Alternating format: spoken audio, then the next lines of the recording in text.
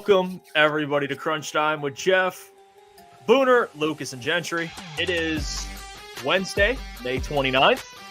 And if you're listening, I think we're almost at 7.2 thousand. So that's a big time. We're growing, baby. People have been showing love. I know it's a slow part of the off season. You know, we're in May, about to be in June.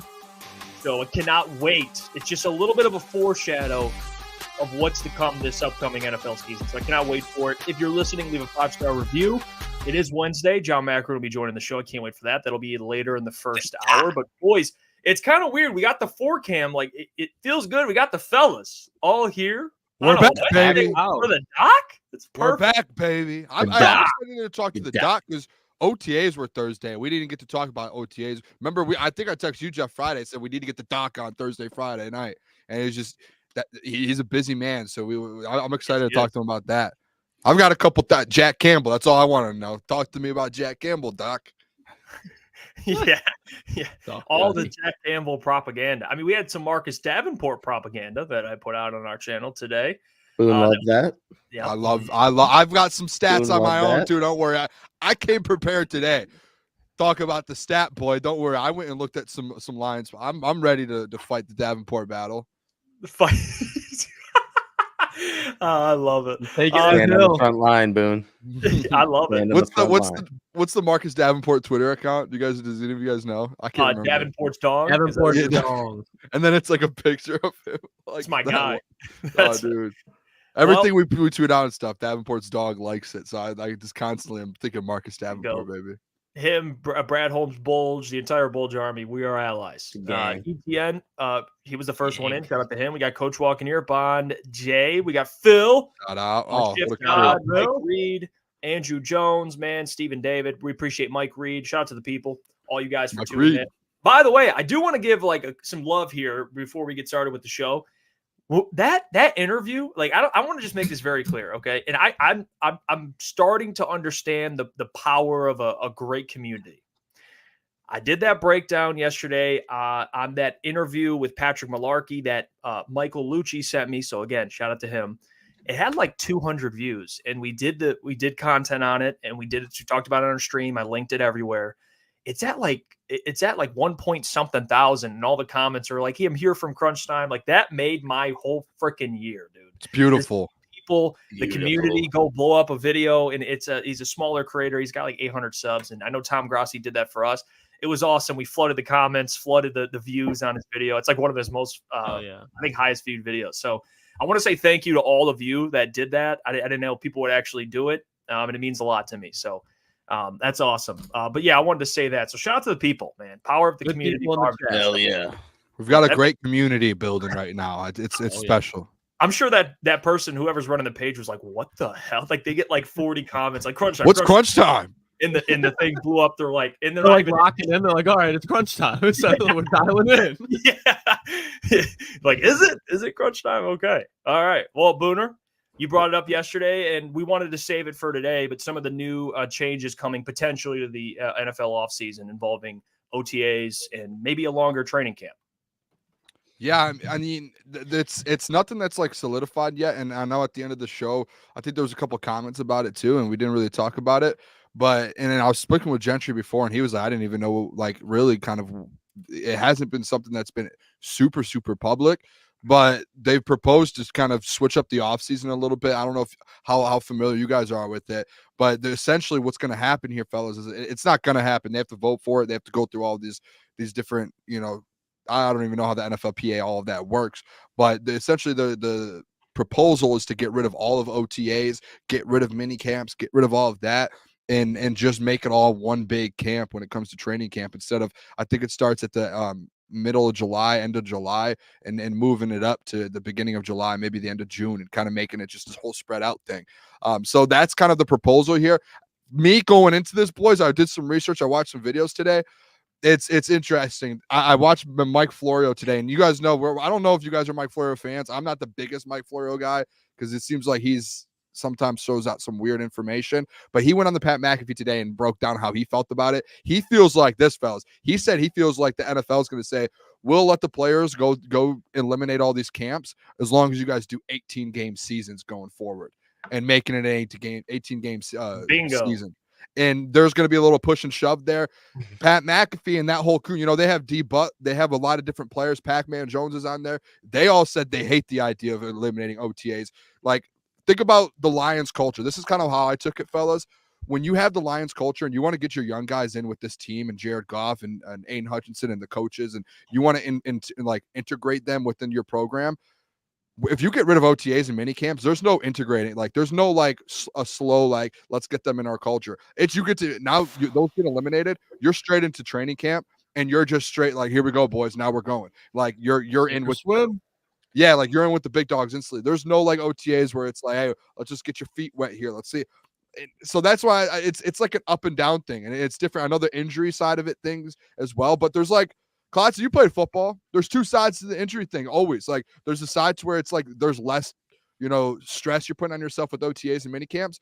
But then think about guys that you get right into training camp if you get hurt right away because you didn't do anything all offseason with the team, and now you're out for the whole training camp. I don't know, guys. It's something that's I think not gonna happen for a year or two, but it kind of picked up steam this week, and it seems like the NFL and the Players Associations might try and push something like this. I don't know if I'm a fan of it, to be honest. I like having the OTAs where we could talk about more football and hear more things and mini camp and see the rookies in there, and I don't know. I don't know what's gonna end up happening with it though. I hope I explained that. You know what it is, Klotzy? I'm gonna get you with this, Klotzy. You know what it is? It's the NFL trying to change something that doesn't need too much. Always doing the most. Something that's not broken. That's all they're trying to do. It's unbelievable. Yeah. This time, Klotzy, the thing you always say, we're with you. All right. This is something that I don't think you really need to touch. But I think the biggest point, fellas, to take away would have to be that they're preparing for an 18-game season. That has to be the end result, because I don't understand it either. Well, I don't, and I'm not saying you're wrong. I just don't see the difference that it would make, because I feel like if they were to do a training camp like that, one, it's going to piss a lot of vets off because it's how many times do I have to keep doing this? And I don't see what it really changes, because I'm sure that those vets are going to be pissed off and that they're at a higher risk of injury just because they take more of a beating. They're not going to be going full go at training camp. I'm sure they would take it as, okay, this is OTAs pretty much, and I'm just here. That type of deal. That's what I was going to say. They'll probably even if they did switch to that, they would probably just end up timing it out the beginning of training camp and treating it like it was OTAs to begin with. But like you guys said, I don't see really the sense in that. And I'm curious to see what the players push back on that, because we might seem like some positives out of it, negatives out of it, but it's really up to them and kind of how they feel about it, because they may be the voice in how, if it gets changed and whatnot. What it sounds like too, guys, and just so it's kind of a little clear, the 18-game season and this proposal isn't all in one. Essentially, I think there's some people from the NFL Players Association who brought this to the attention, and it's obviously the players kind of a lot of the players got blindsided by this, and they never heard anything about it until it got in the media. So the NFLPA, it's someone within there that was hey, we want to propose this and give this to the league. And then essentially, what Mike Florio said, though the NFL and Roger Goodell, they've essentially just been sitting there with a 18-game plan waiting in the wings until there's some sort of leverage with the NFLPA to say, all right, if you guys want something, we want the 18 games to help, revenue and add another game. So essentially it's it's not coinciding, but what Mike Florio is basically saying is, and then same with Pat McAfee about how Roger Goodell came on his show and said, we have that 18th game. We already have it planned out how we're going to do it. We're going to have it, the President's Day to where the Monday's off. They already have the plan for it. And it's just okay, the NFLPA is going to, put this towards the NFL. Now the NFL is going to say, they're going to come back and say, all right, let's do an 18-game season then if you guys really want this.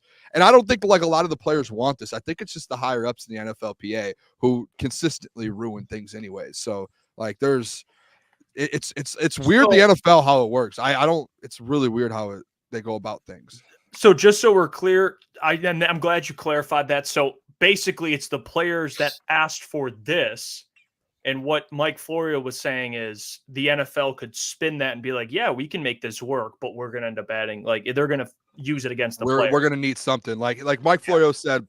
You can propose something to the NFL all you want, whether it's a win-win. At the end of the day, the NFL is going to try and win the battle, and winning the battle is them being hey, we would like another game added to the schedule. We've been waiting to do that for 20 years. We want to add 18. We want 18 games. But I don't even know if it's like fully the players. It's the association. So it's like the higher ups. Like a lot of the players, from what I've been listening to, it's like a lot of the players are like, yeah, I'm good on that. I don't want to even do any of this. I always wonder with this whole like the 17 game thing, that was the big that opened the floodgates, because now you get 17, 18's coming.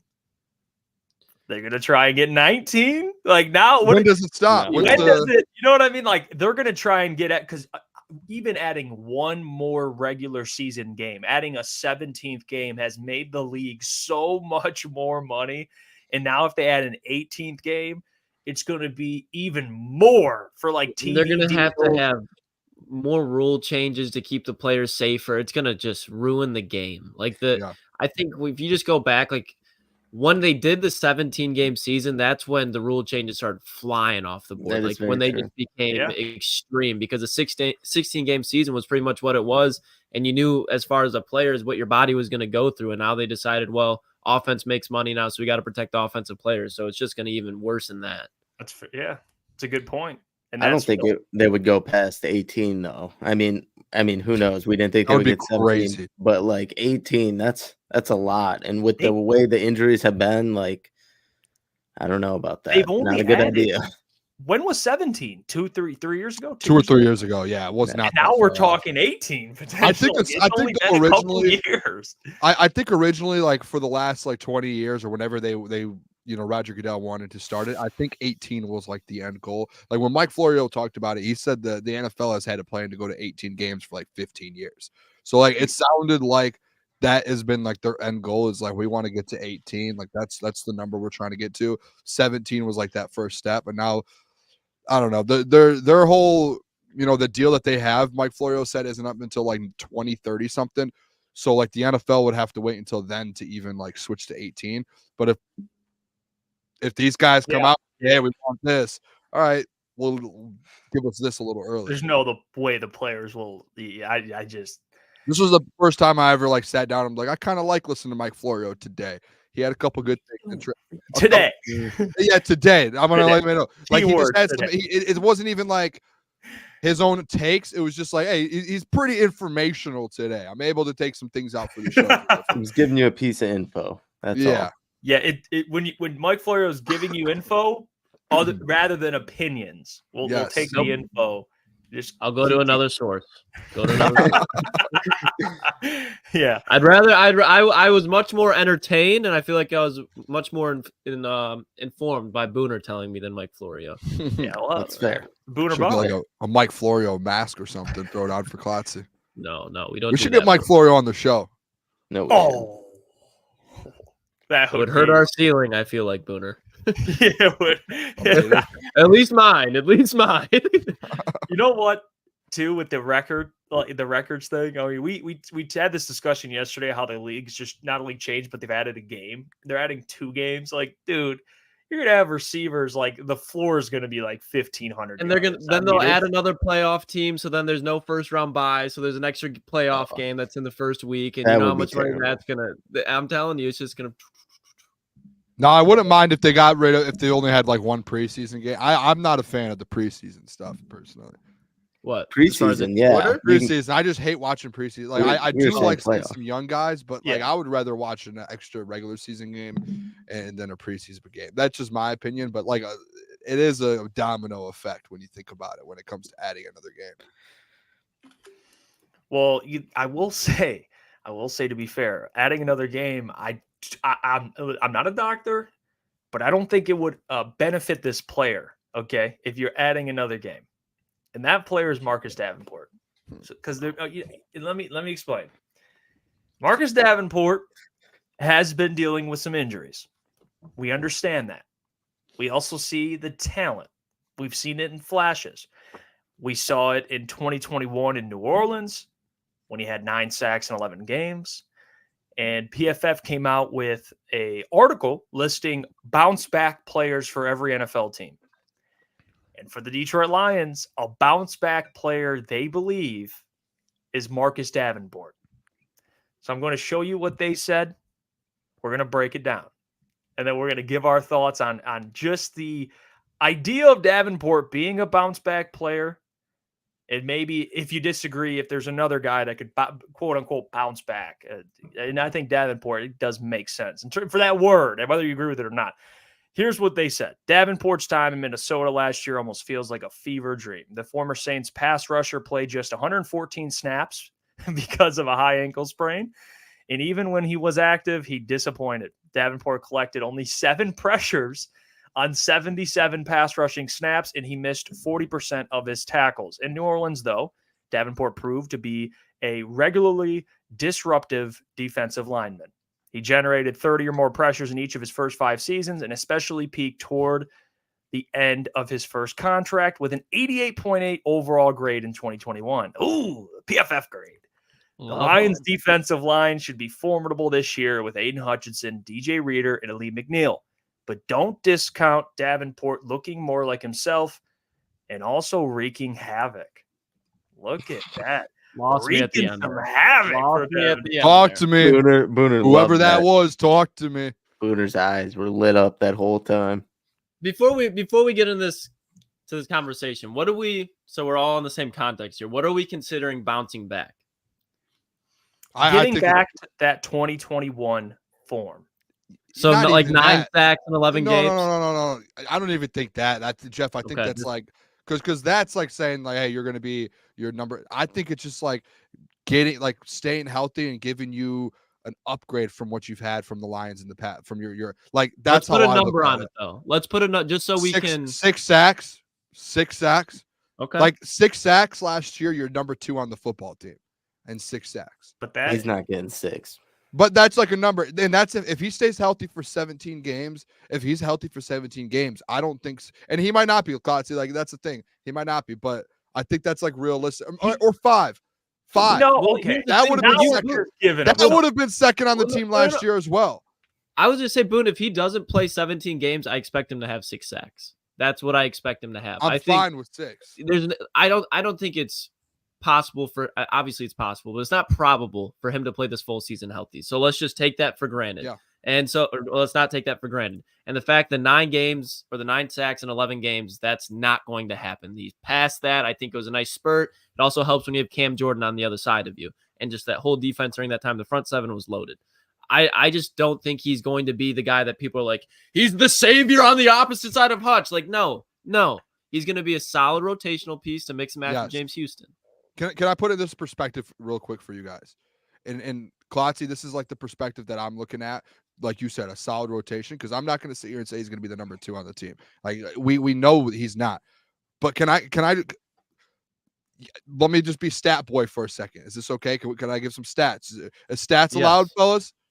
Let's in this context. You're okay. allowed. Yeah. Marcus Davenport's first 4 seasons, or not first 4 seasons, 4 best seasons in the NFL. 13 games, 4.5 sacks. I think you would take 4. I know that you probably want 6, but you would take that in Detroit. 13 games, 6 sacks. 11 games, 9 sacks, and 4 games, 2 sacks. Marcus Davenport in those 4 seasons, 41 games with 21.5 sacks. Every other game he's getting a sack in his best seasons when he's healthy, right? Like every other game. That's pretty good. That, like, if he does that here in Detroit, you're happy. I just want to compare that to what we've had in Detroit the last 2 or 3 years. Julian Okwara, 38 games. So essentially the same amount of games that I just gave you, and only 9 sacks in 4 seasons. 38 games and 9 sacks. Romeo Okwara, 70 games and 25 sacks. So in 41 games, you're getting 21.5 from Davenport. In 70 games, you're getting 25 from Romeo Okwara. Charles Harris the last 2 years. He played in 19 games and gave you 2.5 sacks. The commish, he played in 57 games in his career, 7.5 sacks. Like, I don't think I'm not sitting here saying, like, I don't want to be like Marcus Davenport's our number 2. He's going to be the guy you've been missing. But like, if you're looking at a guy to upgrade from Julian and Romeo Okwara and Charles Harris and the commish, he's sitting right in front of you. If he's healthy, he's going to give that to you. And Jeff Olsen, I'll take Okwara. I just gave you the Okwara brothers stats: 9 sacks in 38 games and 25 sacks in 70 games. You're not I'm taking Davenport, a healthy Davenport, over both of them. Honestly, I think I would agree, but I'm not banking on him. Like Lucas said, I think as long as he's a fine rotational piece with James Houston, that's cool with me. But like, he's got to go out there and show it. I don't believe in Marcus Davenport as of yet. Like, he's still got to go out there and show it. I mean, Booner, I agree with all those stats, whatnot. He still probably is better than Okora brothers, but he's still got to go out there and play. He's still got to go out there and play. I just think like in Detroit here, when we get a free agent or something, it's instant. Like, oh, he's going to be the best player. Like, oh, he's going to be the guy to go out there and get 10 sacks. Like, just because you bring a guy in, he doesn't need to do that. All you're looking for is an upgrade from Charles Harris, Romeo Okwara, and Julian Okwara. You're just looking for an upgrade. That's all he was brought in to do, is to be that fill-in piece for those guys that you ended up walking away from. Can he get more than 1.5 sacks like Charles Harris? Yes. Can he get more than 9 sacks in 38 games like Julian Okwara? Yes. Can he get more than 25 and 70 than Romeo? Yes. Like, if he stays healthy somehow, some way, he has proven in his career when he's playing his best football, like he's better than them. That's just a fact. Is it fair to say that we could be a little bit bummed out and we're looking for more in the offseason though, compared to Marcus Davenport? Guys, like it's just I one would of those love things another where defensive end. It's like upgrade by default. Like, you could take 75% of this free agent class of the defensive end position and they were going to be an upgrade. I just still think the addition of DJ Reader is helping me sleep a hell of a lot more at night, because I think Aleem McNeil will be the guy to get to the quarterback there, but it's not going to be from the edge. But I still think with the mobile quarterbacks, there's going to be problem on that side. I think that's why we think the edge position's like the most, like, we're like, this is our most like needed position right now, because when they signed Davenport, I didn't look at him as the number 2 on the other side of Hutch. I looked at him as we just upgraded that room. That's all it was. It had nothing. Like, he's your 4th best guy now on that line, like on that edge room. That's how I looked at it. I think some people just look at it like he's gonna have a breakout year and have 10 sacks. That's not it. You just upgraded the position, and you could still go out there and go get. We're gonna talk about it later in the show. Some free agent defensive edges. Probably the only thing that gives me confidence in Davenport being relatively anything is that he's familiar with AG, Dan Campbell. Other than that, like I said, I don't have high hopes for him by any means. As long as he's rotational piece with Houston and whatnot and making noise from time to time, that's cool. But like I said, AG has given me confidence that maybe he will bring the best out of him, and the familiar faces around the locker room may bring the best out of him. But other than that, not much. This is why it's important to temper expectations. This is a learning lesson. All right. This is a learning lesson for all of us in life. We temper expectations. So this is how I look at Davenport. And this is what I said today. I think Davenport is somebody that, when healthy, if you already have a true bookend edge, he can assist. He can clean up. Okay. And that's when he's healthy. And what he did, when I went through and looked back for more context in 2021, when he had 9 sacks in 11 games, you have to think Cam Jordan had 12.5 that year. Okay. So he was on an absolute tear. Now, Aiden Hutchinson, we think, can get more than that this year. When you have a guy like Cam Jordan, and the Saints did have Demario Davis. Yep, Demario Davis. So he had help, or he was insulated. He can clean up plays. I don't think he had a lot of quarterback pressures or quarterback hits, but he had like 9 sacks. So I think he had like 20 quarterback hits, but 9 sacks. So he was cleaning plays up. He's not somebody that you sign and you don't really have much on your defensive line, and you're like, Davenport, we need 9 sacks in 11 games. He's somebody that you have Aiden, you have Aleem, you have DJ Reader who can absorb a double team, and there'll be times where Aiden's chasing someone out of the pocket, making someone step into the pocket, and Davenport can clean up the play.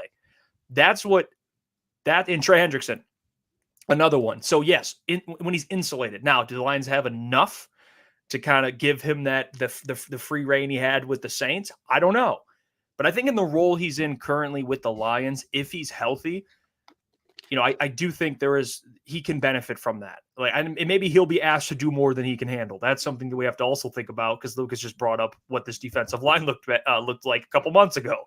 So that also has to be taken into account. But he was good at cleaning up plays. And with Hutchinson, leading the league in pressures and all the things we talked about last year, you just need this man to clean up a play. Okay. Can he just clean up a play? If Hutchinson's making a quarterback step up into the pocket, whatever it is, can Davenport just bring him down? All right. We don't need Davenport. He's going to get a lot of one-on-ones. So it's not like he's going to be facing a lot of adversity anyway. So I look at it like, as long as Hutchinson, Aleem, and DJ are doing their job and Davenport is healthy, now you have a better secondary, so guys will stay in coverage a little longer. Yeah, great. Yeah, exactly, Brett. That's going to help Davenport. So again, my expectations for him, I think 6 sacks would be fine. I know he had 9 in 11 games. If he can play 13 games and give me like 6 sacks, beautiful. I would take that. I would be fine with that. Like, I'm not expecting a breakout season, 12 sacks from Davenport. Like, that's not going to happen. I think you're going to be disappointed. So do you know what I think? How we're looking at it a little bit. Like I think like through this whole edge conversation throughout the offseason, we're all like, hey, we need another, like, you need a partner there with Aiden Hutchinson. I think Brad is looking at it, and maybe we should all start kind of looking at it in this way. I saw someone in the chat say it a little bit ago. I think Brad's saying, hey, we have Aiden Hutchinson. We have the DJ Reader and the Lee McNeil, like you said, Jeff. On the other side, we don't need, like, to your point, you like him on the Saints a couple years ago when he did that. He had Cam, like they had some other dudes on that line. Maybe Brad's looking at it, looking at that other side and saying, hey, we could just throw this rotation in there. Davenport, James Houston, if he gives us anything, if the commish can go out there and give us anything, and then maybe they're going to go out and get 1 or 2 more guys. But I think they're just looking at that other side as the rotation. And a lot of us and a lot of fans are like, no, we need to go out there and get a Trey Hendrickson. We need someone else. That maybe that's not the case, especially with the secondary and them addressing everything else. They feel comfortable. Hey, let's just do the rotation on that side. We brought in DJ Reader to help. We brought in, we have Aleem. We have, maybe we're all looking at it the wrong way and thinking that, to where, yeah, to your point, Jeff, the 6 sacks is probably perfect because that means he's helping clean up Hutch, because you're expecting Hutch to take that jump. You're expecting Houston to get in there. Like if you bring another guy in, then that's going to push Houston snaps down. Like there's not snaps for everyone out there. So like that other side, there's going to be some sort of rotation. I think these comments are great, Jeff, and I do agree with these. Coach Walk 37, he says, I think Davenport will have a better year than the naysayers think, but I also think the people that will be optimistic about Davenport will be disappointed. He's going to be a role player. Yeah. Jeff Olsen says you can't have one legitimate pass rusher. That's a failing plan. I actually do agree with that. Mm-hmm. I don't think the Lions kind of do have one legitimate pass rusher, but they have more pass. Honestly, Houston is just a pass rusher, so I think they're gonna ask a lot out of him this year. He's gonna have to step up.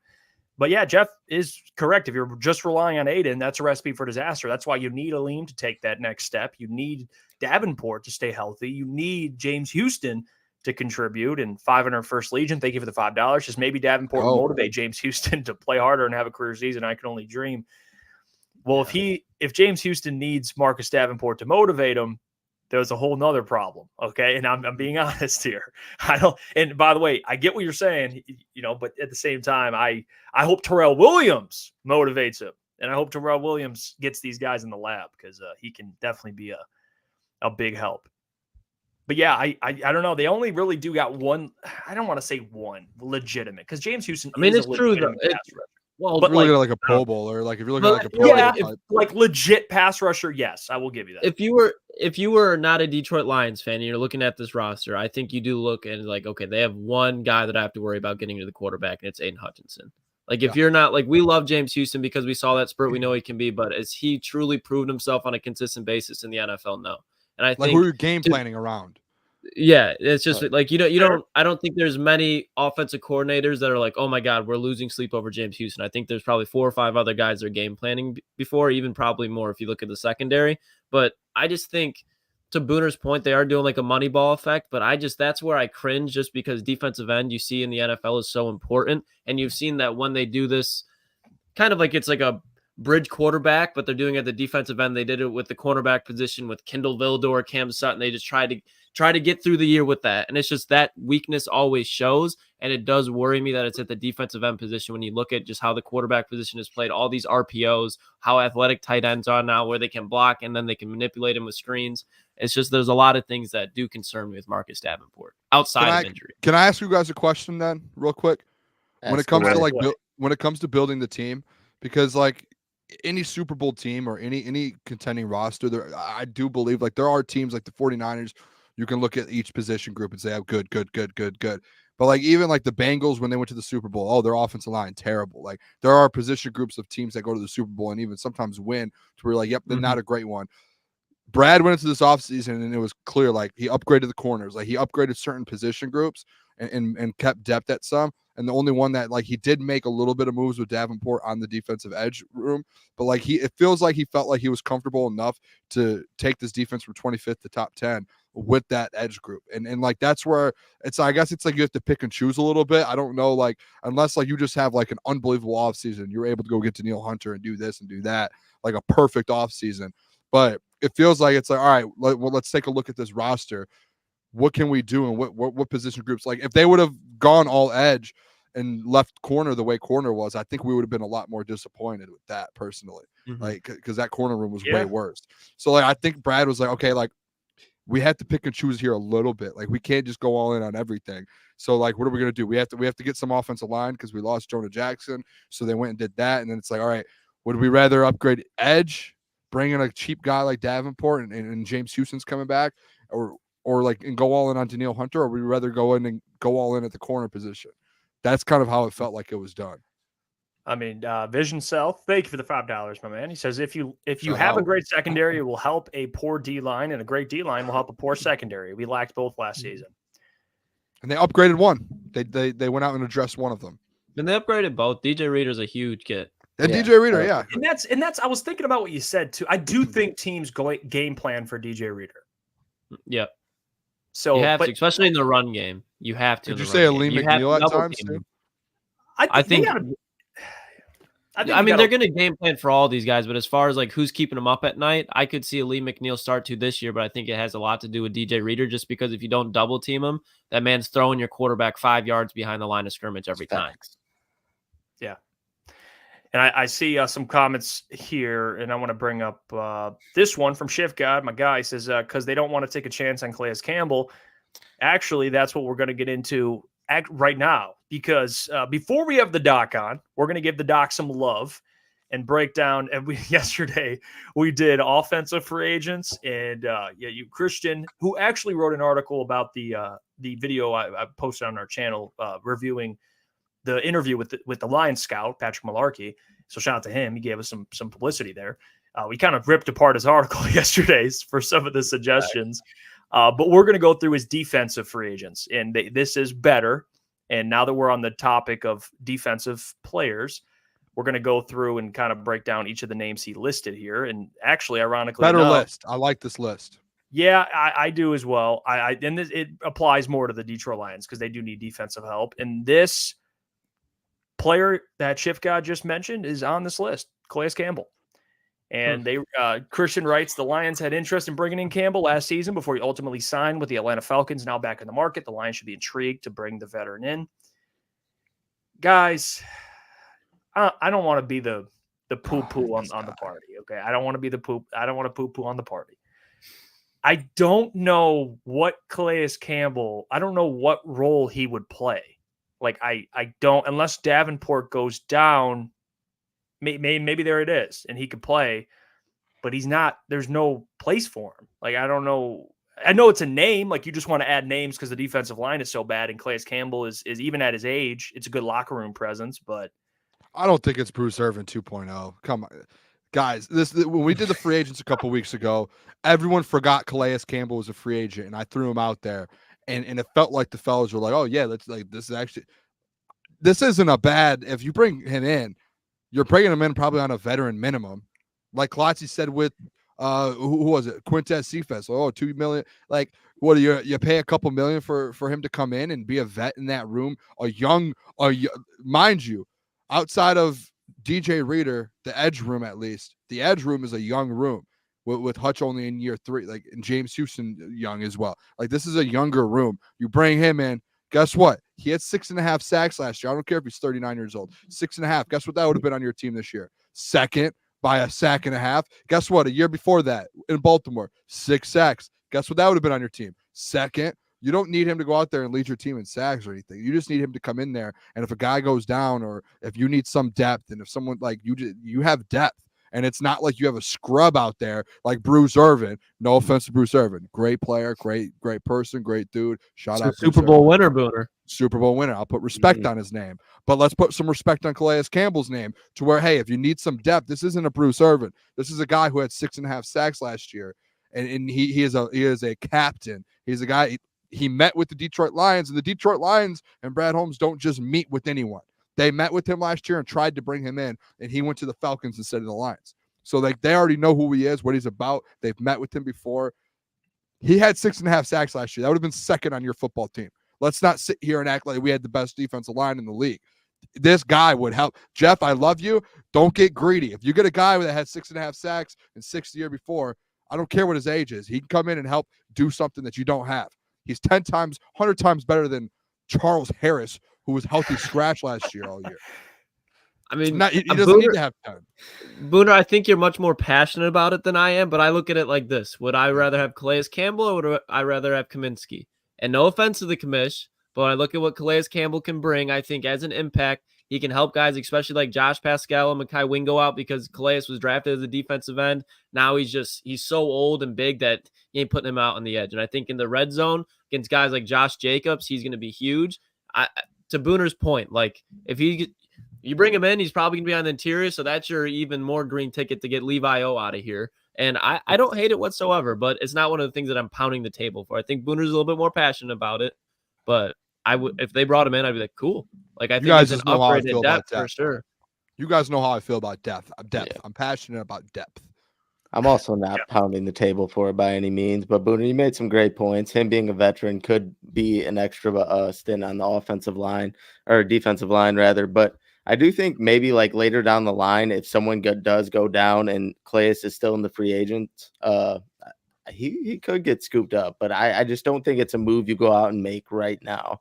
I think if they would have done something like this or signed another veteran, it would have been done by now. I just don't think he's like the missing piece. Like, oh, they're topping it off with Calais Campbell.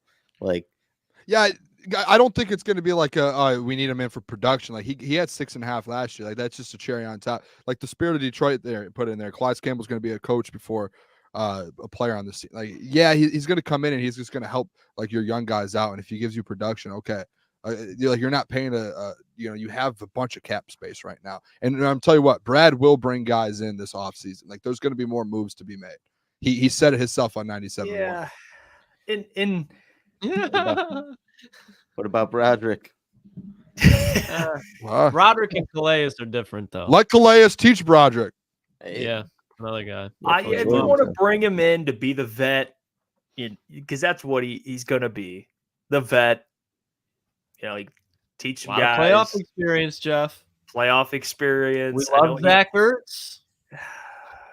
Lions legend, Zach Ertz. But like my point about this is like, unless if there's an injury, yeah, I think Calais his value, he's much more valuable. But like everyone healthy, even your commish point, like yeah, I get that, but I would rather have. Don't say what I think you're gonna say, brother. Come on. I would rather. I'm gonna be honest. I'm going out on a limb here. I would rather have faith in who they have, and for example, Josh Pascal. Yeah, that's fine. He'd be Pascal would be, but we're talking about the commish. Oh, well, I hope commish doesn't really see the field. If we're being well, he will at some point. He will. So when you're commish, he will for sure. Jeff, put the headset on. You're Dan Campbell. You're Terrell Williams. Pretend who you want to be here. AG. You got on one side of you. There's an injury, suspension. You look to your left. You look to your right. On one side. See him? See who that is? I'm looking. You got Calais Campbell. On the other side, look to the other side. You got John Kaminsky. Who you telling to go? It's 3rd and 1. Who you telling to go in there and make a play? Fuck out there, Calais. Thank you. And by the way, too, Jeff, Calais Field. Campbell had more sacks combined than the guys you named. Or more sacks last year than the guys you named all combined.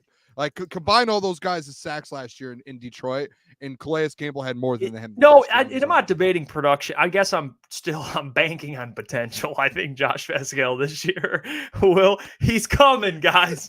He's coming. The bus will up. He's got to put the club back on. He missed the bus. He's catching the next one. He's going to show up the Ford Field. He's going to kick some ass. All right, that's what I'm thinking about Josh Pascal. So in commish, you have an argument. I just here's where I'm at, and maybe I align more with Lucas to where if you sign him, I'm not going to come on the pod and be like, "Damn, they signed Calais Campbell." Like It's over.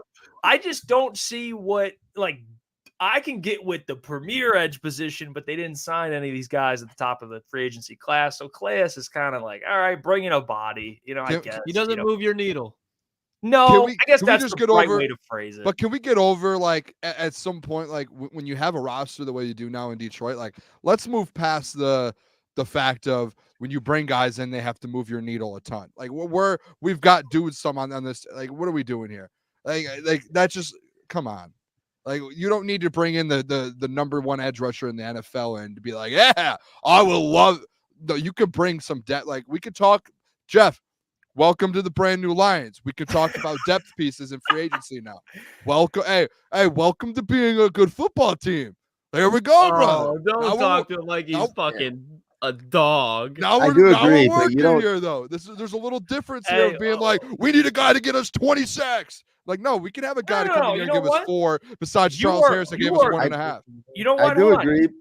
Hold on real quick. You are so correct that he's still a free agent. Go ahead, Gentry. I was going to say, I do agree you should always bring guys in, but you don't have to just bring guys in to bring guys in. You don't have to just throw bodies out there. I think everything that you should still make calculated signings, bring guys in that are calculated that fit your roster. Just because we think we need Calais Campbell, I don't know if Brad Holmes thinks that the Lions need Calais Campbell. Obviously, they didn't really address the edge position besides Marcus Davenport. So maybe he doesn't think we need it. So I don't think. Do you want to know what? Do you want to know what? Gentry, that's a great point. And you know what? I think Brad does. You're right. He's not just going to sign guys just to sign guys, or else he would have brought back Charles Harris. So no, I'm with you on that, Gentry. He didn't just bring back Charles Harris. He's being patient and he's waiting for someone to, Calais Campbell to. Listen. I think what I'm There's trying a to say reason is he's not signed too, Jeff. It's because he's a veteran. He doesn't want to go through OTAs and all this. He just wants to come in during training camp. I think he's waiting for a bigger fish out there, Booner. That's what I was saying. They just sign guys to sign guys. There's a bigger fish he's waiting for. I like that thinking this is too. Outside of the narrative, outside of the on the run for a month, this is like the Cam Sutton signing for the cornerback room last year, where it's well, we got to put somebody there. I mean, we got nobody out there. We got Juju Hughes that was running against Justin Jefferson, so we got to go get somebody. And I think this is just Marcus Davenport, somebody. By default, you added to it, but there's still going to be plays where it's oh, Marcus Davenport, God damn it. And it just worries me. If I don't want that happening in big games. When you're going up against tackles trying to think of the ones that are when you're going up against Christian Darrisaw, if he's lined up against Christian Darrisaw, I would hate to see JJ McCarthy, a mobile quarterback in a divisional game. Darrisaw gets a hold of Marcus Davenport, gets the head and rushes in for a 2-yard touchdown. That would piss me off. And I know that there's obviously players that are going to miss on plays every year in the NFL, every game, but Marcus Davenport's the one that I think is just going to be most consistent with. And go on, Boone. I would just say I would rather do the signings and get everything out of the way of the Calais Campbell now than have to wait till if you don't make a move at the deadline, let's say he doesn't, then having to at week 15 sign Bruce Irvin, and go through that again. I would rather just have a Calais Campbell on our team. Tyson Alualu? Yeah. I would just rather have Calais Campbell, someone who just had 6.5 last year and is proven, than to be oh, Bruce, hey, week 15, he was he was in Fort Lauderdale golfing last week. Maybe he's good to go. Fort Lauderdale Dolphin. maybe he's good to go for the NFC Championship game. Give us a guy playing in the Arena League. Yeah, that's just me. I would rather have I'm more so on the depth side of things, guys. That was the wide receiver conversation. I like the guys we have, but the depth is cool. I think it's good to have depth. Well, Shift God, he's post-June 1st cuts are a thing. There could be some better players. Maybe he's waiting to see who's out there. I'm still having faith. I say it before I go to bed every single. I say Hassan Reddick to the Detroit Lions. You do love that. They just there's no way he gets cut. No. Mid-season acquisition. Well, not when they're beating up on the Buffalo Bills to be winning the AFC East. Here's my theory. All right, well, hear me out. Jets got a deep defensive line. Mm-hmm. They get production. Can't work his way into the rotation. He's on a 1-year deal. Hassan Reddick can't work his way into the rotation. This is my dream. This is my dream, not yours. All right, this is my dream. All right, my turn. He can't work his way. Maybe he's in there, but he's not really playing as many snaps as he'd like. They're getting production maybe with it sounds like ridiculous when I say it out loud. They're getting production, maybe a Bryce Huff. Maybe a Bryce Huff. Or no, Bryce Huff's with the he's gone. He's gone. It'd be Jermaine Johnson. Jeff, your dream. This is a legit dream. Takes a step. Maybe Hassan Reddick sitting there going, man, fuck this. I got a year left. I want to go play. Brad Holmes calls him up. Let's get a deal done. Let's work it out. He's in the NFC, not the AFC. You don't got to deal with him. Comes to Detroit. 8 sacks in the last 8 games. I hope it happens, Jeff. I really do hope it happens. I'm with you on that, but it seems so unrealistic.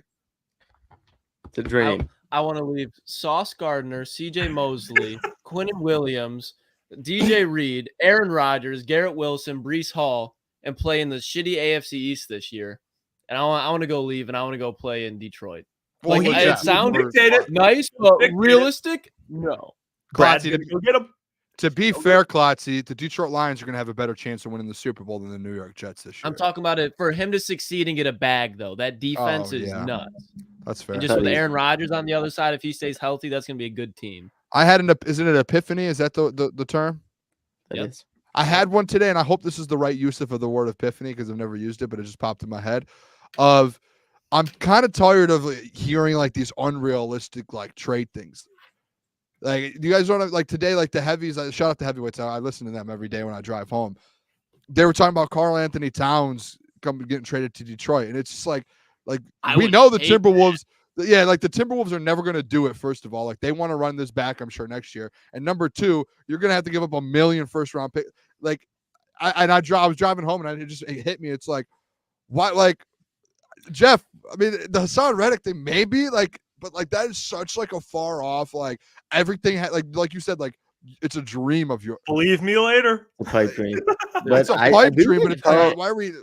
I do think Cat was rumored to be traded. Maybe, but it just feels impossible.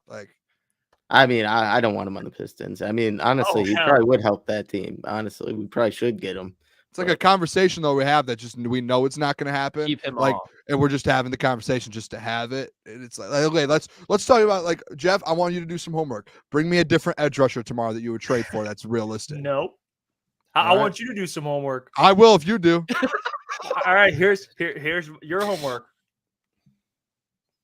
You don't have anything, man. Come on. I don't have an assignment. I just, I didn't think tomorrow.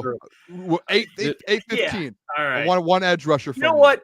Maybe I'll get John's opinion on this. Okay, I want John's opinion on my theory. How ridiculous it sounds.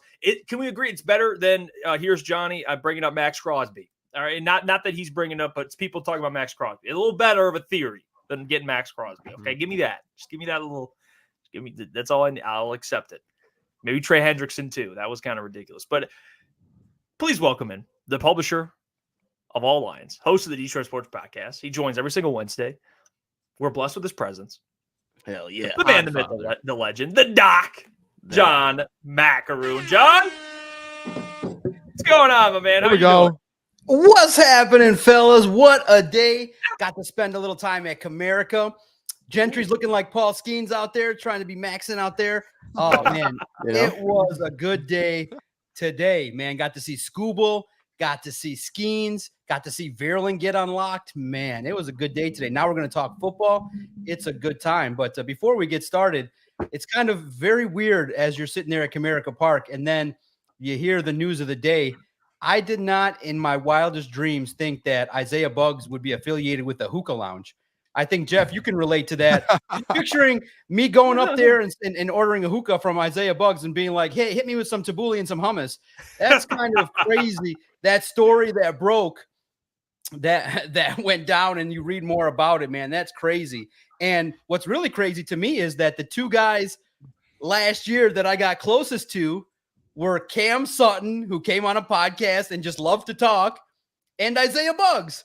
Both guys that are in trouble with the law. So I attract, for whatever reason, the DOC attracts the troublemakers, and it's just a wild day. And so today I get to relax with you fellas, talk ball, talk OTAs, drinking some Modelo. And oh yeah, Doc. Baby, the cookies, man, gonna chow down because I'm hungry. And man, it's a good time this offseason. It's a good time. What up, chat? I'm loving everybody that's been debating with you boys earlier today.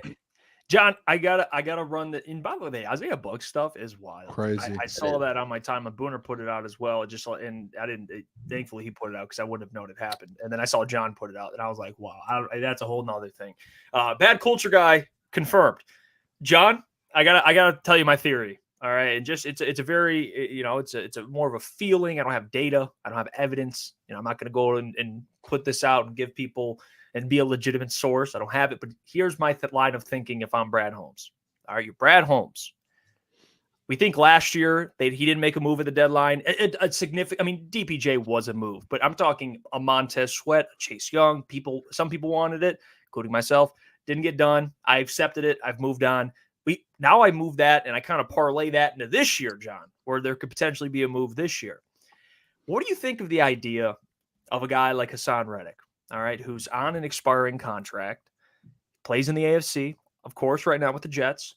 Jets got a lot of guys in that defensive line.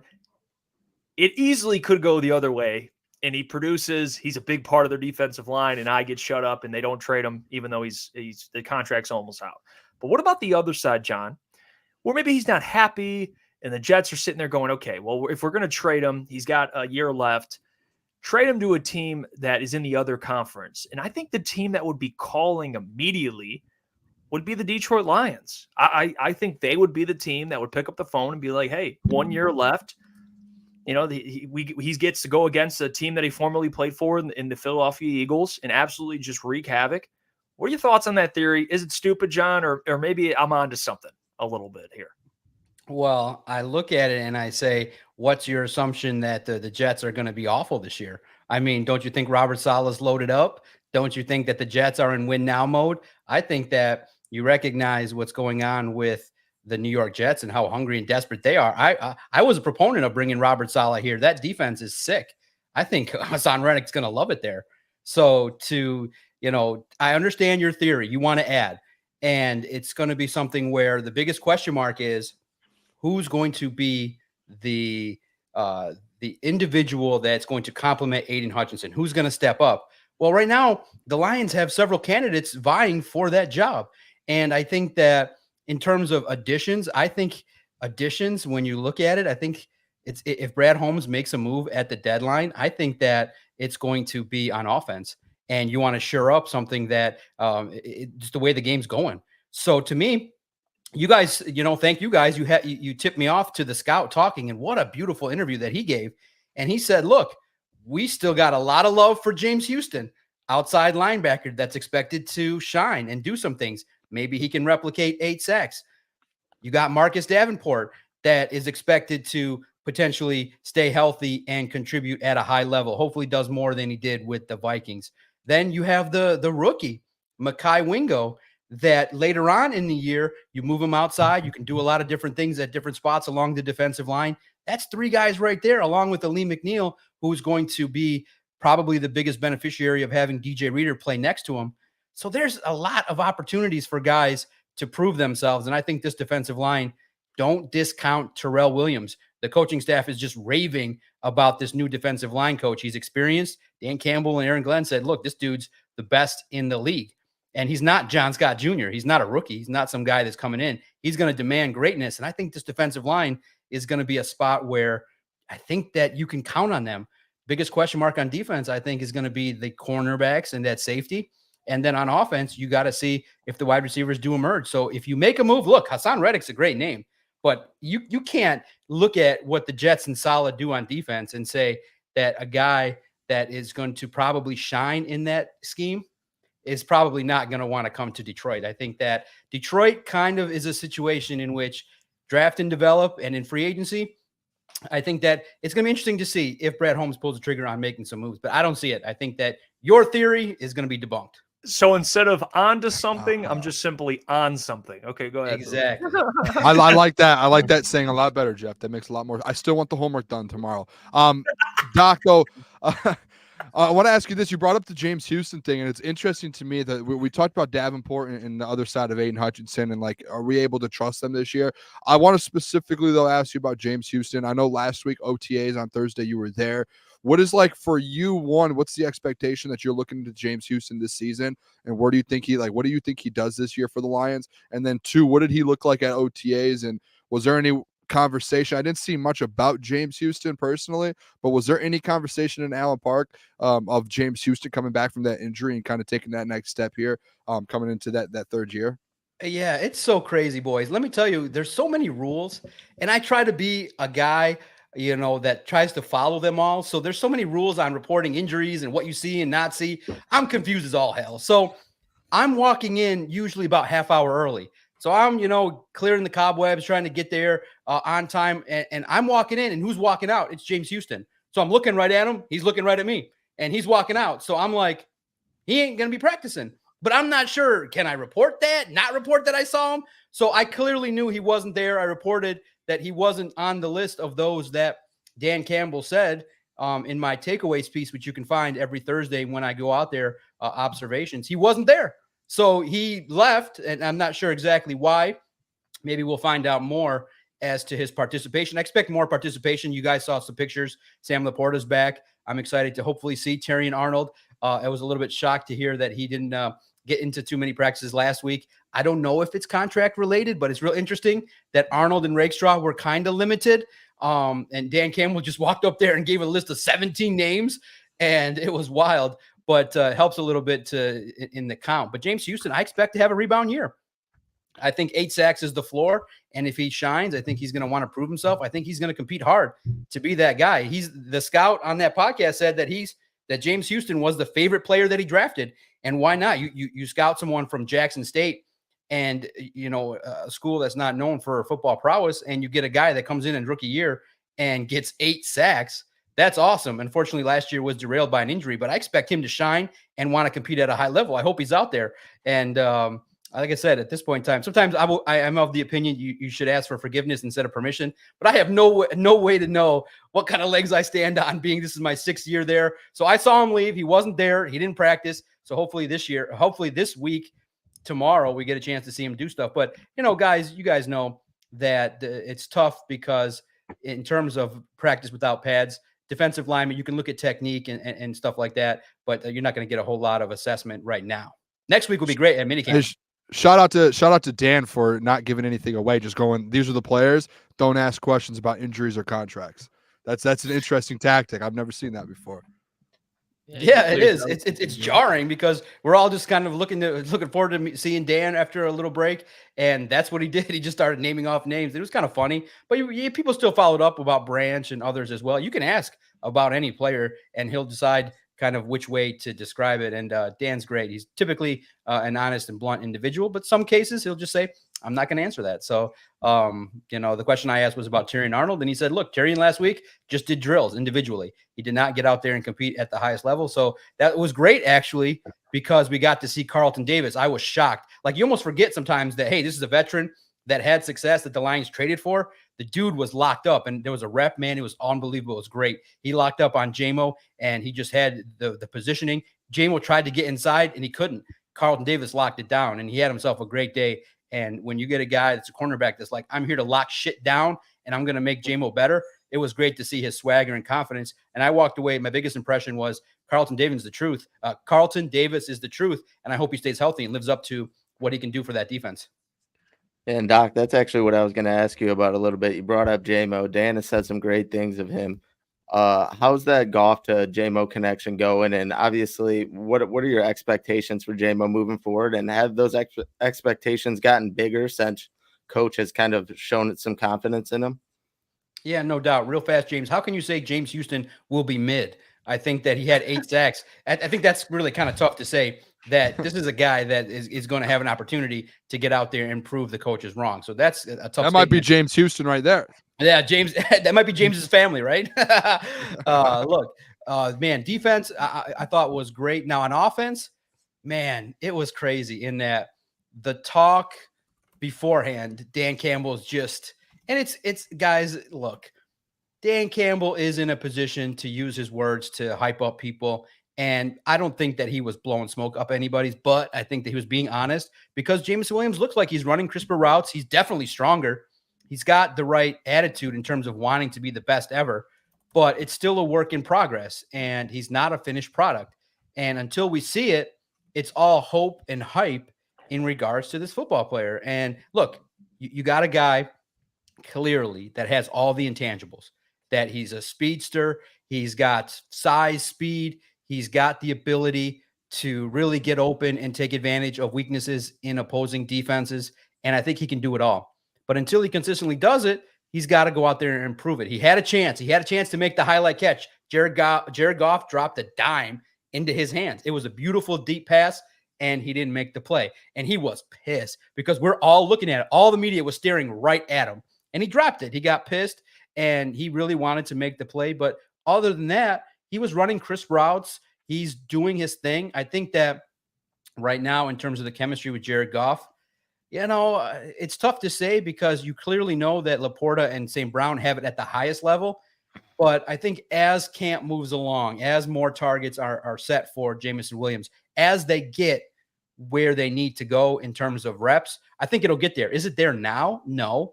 Do you guys find it interesting that all the, Jared Goff's at Comerica Park and, I know St. Brown's not there, but, one of these pictures would be nice if J-Mo was there with him, hanging out with him a little bit, picking his brain. What's he doing? You should hang out with his quarterback. You don't kind of see that in terms of away from the football field. Are they going to be best friends? Maybe not, but they need to have a professional working relationship. And it's the best way to put it. It's a work in progress. But when you see what he brings to the table, where he's at today versus where he's going to be at in September, he's going to be vastly improved. I think that when the lights are on, so there's going to be guys that you may see in practice drop the ball. You might see a video from the doc on Twitter of him fumbling the ball, not being exactly where he needs to be in the time frame I have to shoot the video. But I think he's one of those guys that may not shine in practice, but when the lights are on and it's go time, I think that the chance is there for him to compete at the highest level and make big plays for this football team. I'm confident. I think that he can do it, but right now I just don't think in practice you get to see the full makeup of what Jameson Williams can be. It'd be nice to see in practice, but I think that when the game's on, when you see that first game Sunday night, he's going to deliver, and he's going to deliver big on the big stage on Sunday Night Football. I mean, we're talking about practice, Doc. Practice. Go ahead. Practice. And like I said, the most jarring comment I've heard in 3 years is you typically don't see a coach come out and say, look, this guy's not going to have the best hands ever. And you're just like, whoa, I think everybody was kind of like, well, yeah, we've kind of seen that for 2 years, but we've never heard a coach just come out and say, look, he just doesn't have great hands, and he may never have great hands, but he may be somebody that just is somebody that takes advantage of the skills that he has. And eventually when the time comes and it's an interesting situation in regards to this talent. And guys, pay attention too, because he's eligible for a 5th-year option. And if he doesn't have the season that maybe he's supposed to have, he might be one of those guys that the 5th-year option is declined. You never know. Yeah, that would be something to see. But you're just talking about Carlton Davis before that, Doc, and something that I was thinking about going into today's show. I was just had an epiphany about it. With Carlton Davis, now you had Amik Robertson, and now you have the safety room that just got better, obviously, with Brian Branch. I think he's going to could be an all-pro step. Who do you think leads the secondary in interceptions this year? That's a great question. I can't wait to see actually Terrion Arnold. Does the ball find him? Is he a ball hawk?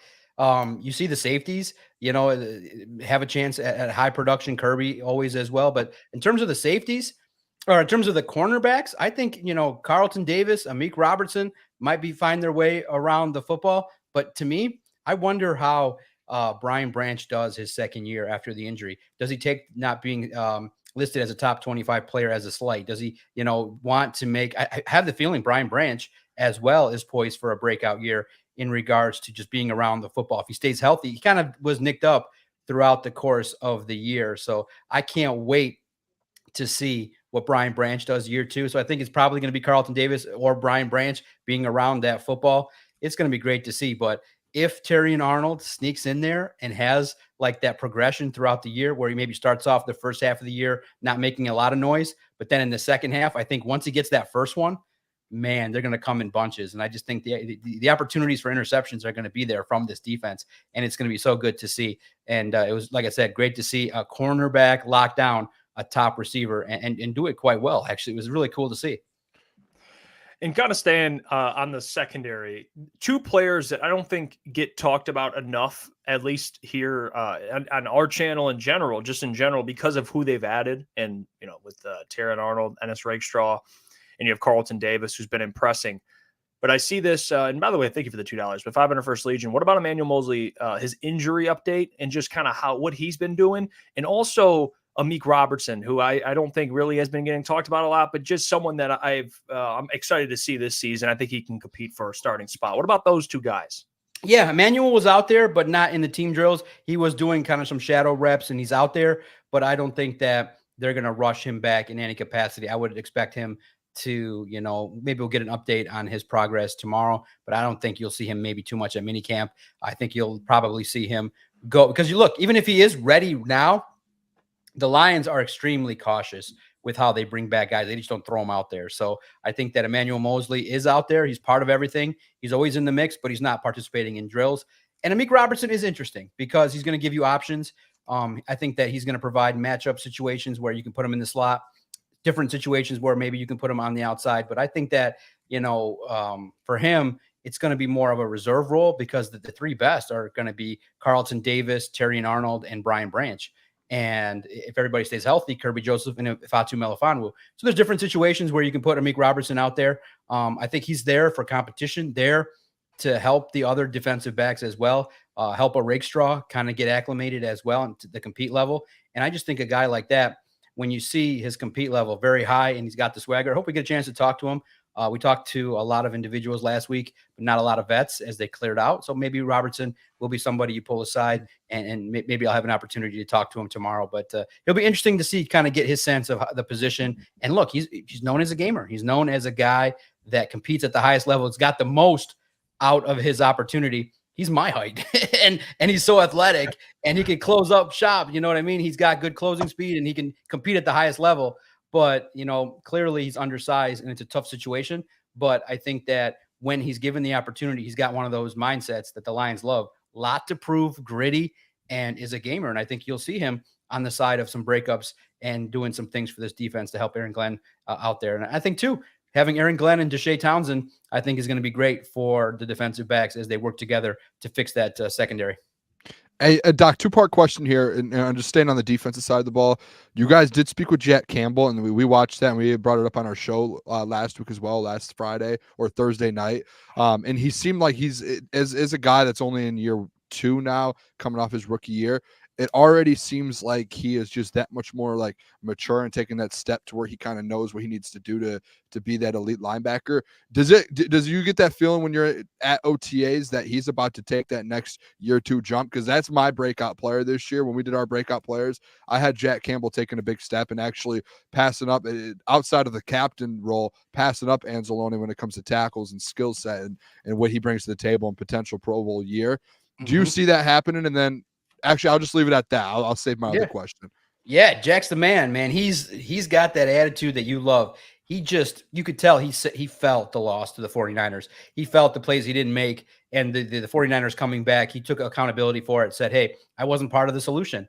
And, man, if he can kind of take over that Mike spot, oh, my goodness, I think that you got the strong Mike linebacker that can be a physical force running downhill, strong tackler. I think he's going to emerge as the defensive leader sooner rather than later. Maybe not this year when you still have Anzalone, who'll probably still wear the green dot, but I think that you're going to see a lot more of probably Jack Campbell, not so much rushing from the outside that he did last year. I think they were testing it out and seeing what he can accomplish, but his natural position, Mike linebacker, I think he's going to be dominant. I think eventually speaking, you see a guy that is just physically enormous. And I think that he's a guy that's so strong physically, mentally strong, and he's got the attitude of, hey, I let my football team down, and I got that first taste of success. I don't want to let it down. And this defense has that swagger in regards to, hey, we're going to be around the football. And you saw, too, at OTAs, the defense won the day. They were knocking the football down. Ali McNeil, Aiden Hutchinson, they were flying around. They were competing at a high level. And they've heard all the noise about the offense being the shit and being all, number 1 ranked and number 2 ranked and the greatest things since sliced bread. So they hear that. And I think that for a guy like Jack Campbell, the ability that he's going to bring for this defense and the swagger, oh my goodness, I can't wait to see it in year 2 and mini camp around the corner. When they put the pads on at training camp, I think it's going to be great because he's going to be one of the first guys that's going to love to be hitting and competing at a high level. Yeah, and Doc, I know we talked about the wide receivers a little bit already, and Cleef is obviously battling back from an injury and whatnot, but we want a little update on DPJ and Antoine Green. How are those guys fitting in? You think Khalif Raymond and Antoine Green? No, yeah. I said DPJ and Antoine Green. DPJ, Antoine, yeah, the wide receivers are an interesting group. I thought that DPJ is looking fluid, looking like an individual that is, going to be more involved in this offense. And you recognize a player that just was thrown into the mix and didn't get a lot of targets. I think he's going to have a good year. Antoine Green, it was great. If you do pay attention to the video conferences, I was the one that asked Jameson Williams, tell me what you think about Antoine Green. And he said, man, you know what? He's picking things up faster than even I did. And he just raved about what Antoine Green did. And you could tell that Antoine Green put in the work. He understands routes, a little bit more fluid. And in year 2, guys, things just, you're not thinking so much. And you recognize too that football in regards to practice, they just dump a bunch on you and you got to figure it out. We saw Antoine Green getting yelled at for lining up improperly, trying to figure things out, trying to figure out where he was responsible to go. And there's a lot of things that a wide receiver has to understand in this scheme in regards to, hey, if you see the safety pulling down or pulling back up, then it requires your route to do this. And if you mess that up, it messes up the timing with Jared Goff. It's a very timing-based offense. And if Antoine Green, you recognize kind of why maybe he didn't see the field all that much, because this is a precise offense and there's no room for those that are learning. Now in year 2, Antoine Green, I think, is going to shine, have an opportunity in training camp to get a lot of reps. And for young players, that's the key. Get a lot of reps, get the chemistry down with Jared Goff. I expect big things. And I think that when you hear the praise from Jameson Williams, he said, hey, Antoine Green has learned faster than I did at certain spots. And I think that you see it out there on the field. He's going to be confident. And I think that, given his opportunity, once he makes a couple plays, I think there's going to be some great things ahead for Antoine Green. And hopefully he can be that player that kind of is that unsung hero that not a lot of people talk about. But when they discover it, man, I think he has a chance. Yeah, and a guy that Antoine's going to be having a good chemistry with, just because he's not going to be in the starting lineup, but he's going to be reps with the 2s, is Hendon Hooker, Doc. What's the update on Hendon Hooker? All right. Chat, calm down. Buckle up.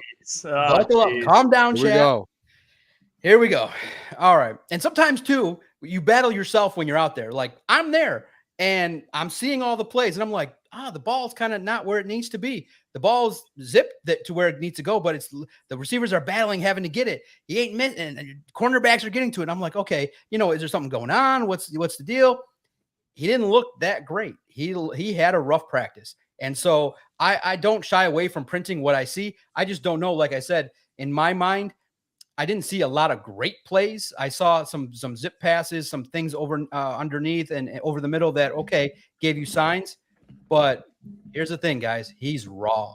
And he ain't ready right now or probably by training camp to lead this football team. Should Jared Goff go down right now, you would say, oh, shit, we're in trouble.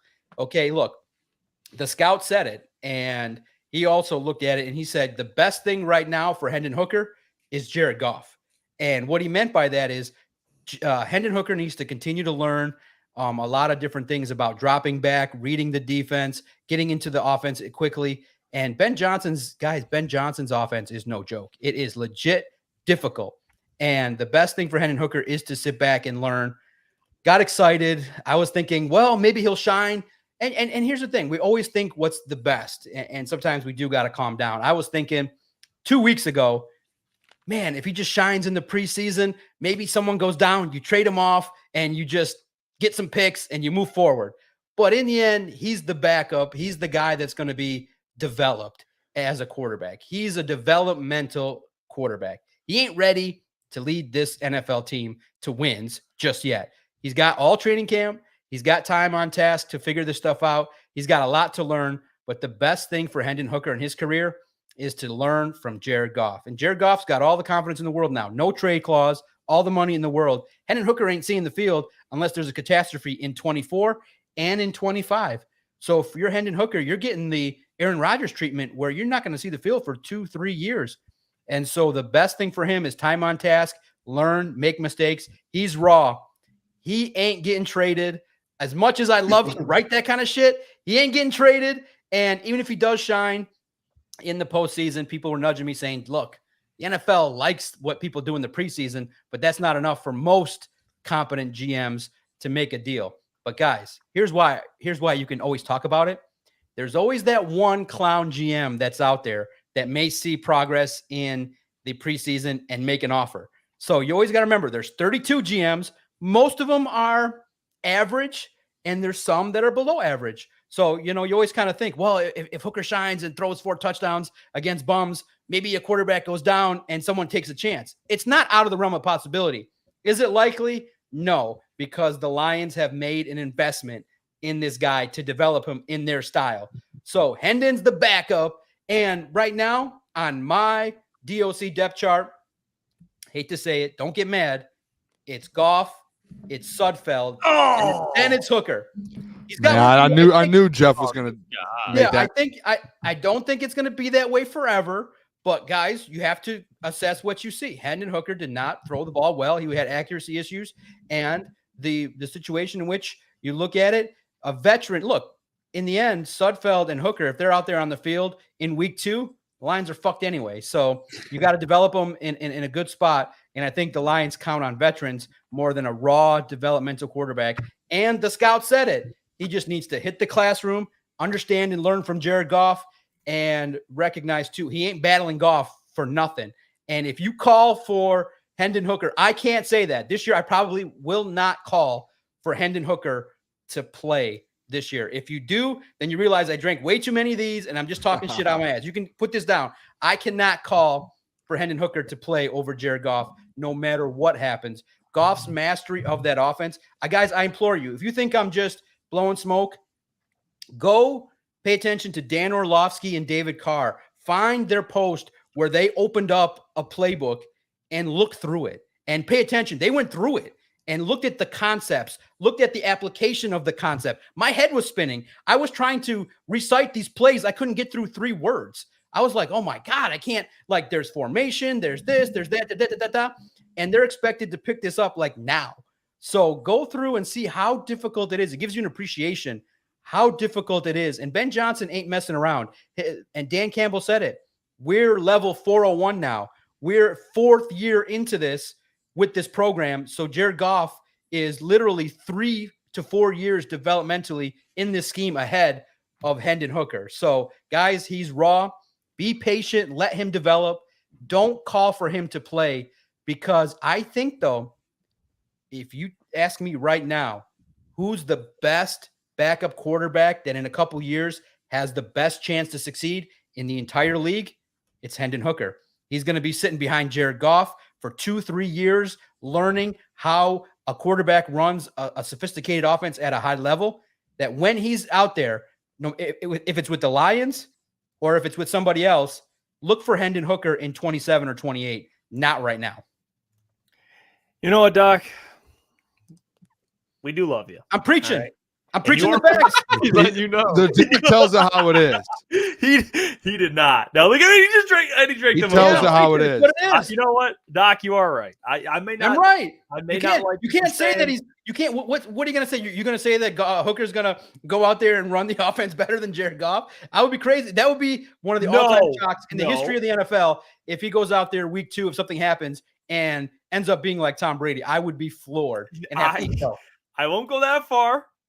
I didn't like the Nate Sudfeld thing, all right? Because, man, just think. But you're all right. If Jared goes down, you're fucked either way. So, like, yeah. Look, there were a lot of people. In the end, you hope neither the guy, the 2 guys that are behind the quarterback, they're responsible for looking at film, looking at tendencies, looking at scout team situations. So if Hendon Hooker evolves throughout the preseason and he's the eventual backup, that's great. But I did think that if he's out there, right now, you got to remember, too, Sudfeld's got the experience. He also is close with Jared Goff. And you always lean toward experience on these depth charts. You have to lean toward experience at this time, right now in OTAs. That could and Hooker as the backup right now. In the end, between 2 and 3 right now, it doesn't mean anything. Jared Goff is QB1, and he's going to be that way for a long time. It's crazy, Doc. There were a lot of people, and maybe they were on our show or maybe they weren't, that talked about Hendon Hooker potentially taking serious snaps for the Lions in 2024 without even seeing him play a snap of football in the NFL. I mean, it's a crazy thing when the Jared Goff contracts came up and Adam Schefter put out there and said the deal wasn't even close. That is a people lie. Were like, oh, it's going to be interesting to see training camp. Nope. Going to be really interesting. We might see a Hendon Hooker sighting that in 2020. It's just a really crazy. What are you talking about, Tim? 20 minutes? Listen, guys. Listen, we're all really dreamers. Crazy. We all want to see individuals come in and compete. It would be wild if at OTAs Hooker was just zinging the ball all over the place, accurate, ran the offense. The best thing for a guy like me would be a quarterback controversy. The best thing would be to have a legitimate conversation. But I think that it's just tough at the highest level. And these quarterbacks, based on the shotgun offense that he ran at Tennessee, this offense is completely different. It needs a lot of different things, a lot of moving parts. Yeah. But remember, too, Hendon Hooker is a guy that's very wise, very mature, very studious, and he's coming back from an injury. I don't think that the gap that he has in terms of where he needs to be, if he's not there yet, by the time pads come on in training camp and the opportunities are there to compete at the highest level, I think that you're going to see some progress and growth. And that's all you can ask for is get better, have better performances, develop chemistry, and learn from your mistakes. But it's tough because we do want the best job that people love here in Detroit is the backup goalie and the backup quarterback here in Detroit. We just want to throw them out there. And since when have we seen a backup quarterback in Detroit just come in, light it up, steal someone's job, and end up being a legend? So that's how it goes. I want to be very clear. I don't want this narrative to spread. I never said he'd play this year. Actually, we talked about Tim Twentyman's article where he said, could there be an opportunity for him to play snaps in like the red zone? And I didn't even like that, to be honest. I think that was I love Tim Twentyman though. It's all due respect, but I did not like that. But I get what you're saying, Doc. I mean, he was thrown in the deep end. So, we're going to see in training camp, you'll get probably more of a better picture there. Let's get to member mailbag. We got some questions for you if you got some time. So people are they were sending them through. So we'll start with Michael. Shout out to Michael, by the way. He actually put us on to the interview with the scout, which people ended up loving. So shout out to him. He says, I wonder if the doc agrees with his fellow writer and thinks the Lions should target Quintez. Shout out to Christian, by the way. Should target Quintez Cephas, Corey Davis, and Michael Thomas. Yeah, Christian's great, man. That guy loves the free agents. He loves writing those kind of things, looking at new guys. Look, Quintez Cephas, man, he just had a hard time staying healthy. So I would pass on him. Corey Davis, always interesting, the tie here locally, but I think the guy that is always intriguing too is Michael Thomas. I just don't think they're going to go externally. Christian's interesting in regards to looking at individuals that could come here to Detroit. At wide receiver, it's always tough. I know the names people want out there. I just think free agency right now, they're set. They got a lot of guys. And you also look at Smith, who's on the roster. You look at the individuals that have an opportunity that are undrafted free agents. There's a lot of competition. I just don't think there's room. Quintez Cephas wasted his opportunity here in Detroit. He had a highlight catch once in training camp, and that's about it. And then Corey Davis and Michael Thomas, I just think that you got enough with Antoine Green and Khalif Raymond and the tight ends on the roster. You don't need right now more wide receivers. Maybe down the road, but right now you're pretty good at wide receiver. Let it play out. I was giving Klotz some shit, even though that's not what he was basing his Quintez Cephas thing on. It was more about depth, but I was giving him shit. I'm like, Lucas, you have in your head the catch, and he's like, no, I don't. I don't. One play Cephas. No way. He had a great primetime game against the Packers. He made crucial catches against the Cowboys, and I think when you have that, your wide receiver 6. That's fine. Yeah. I love it. You guys love your old Lions, man. Let it go. He was let go. Let it go. Let it go. If he comes back, I'll be shocked. I'll be shocked. I would be back. Keith, though, he stays healthy too, doesn't he, Doc? I do agree with Keith those question. Doc asked Lions management to get mics for the people in the press conference. You need a mic, John. You need a mic, Doc. Let me tell you, I love that because I do from time to time go back and read The funniest shit that you'll see is if you watch the YouTube, the comments that roll when these questions are asked, they're like, I can't hear. This is crazy. What is this? Why can't I hear any of the questions? Well, here's the thing. You guys don't need a mic because two guys are dominating the media. It's Dave Burkett and Justin Rogers. They ask a lot of questions. So it's 50-50. And then I try to get my one in there that's reasonable after them because, man, there's literally 30 people in there. You're trying to time it. It's always interesting, too, because I have a list of questions. And right away, Justin Rogers and Dave Burkett, they go through and they follow up and they get through 4 or 5 of my things.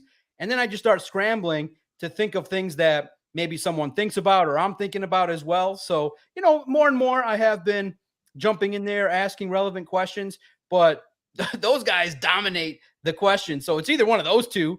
And for the most part, I mean, is it really hard to surmise what the question is when the guy answers it? He kind of says, oh, I'm thinking about, Terry and Arnold and what he's doing. You can kind of piece together what is being asked by what is the response by Dan Campbell. They're pretty thorough in regards to a lot of the questions. So, listen, you guys are funny.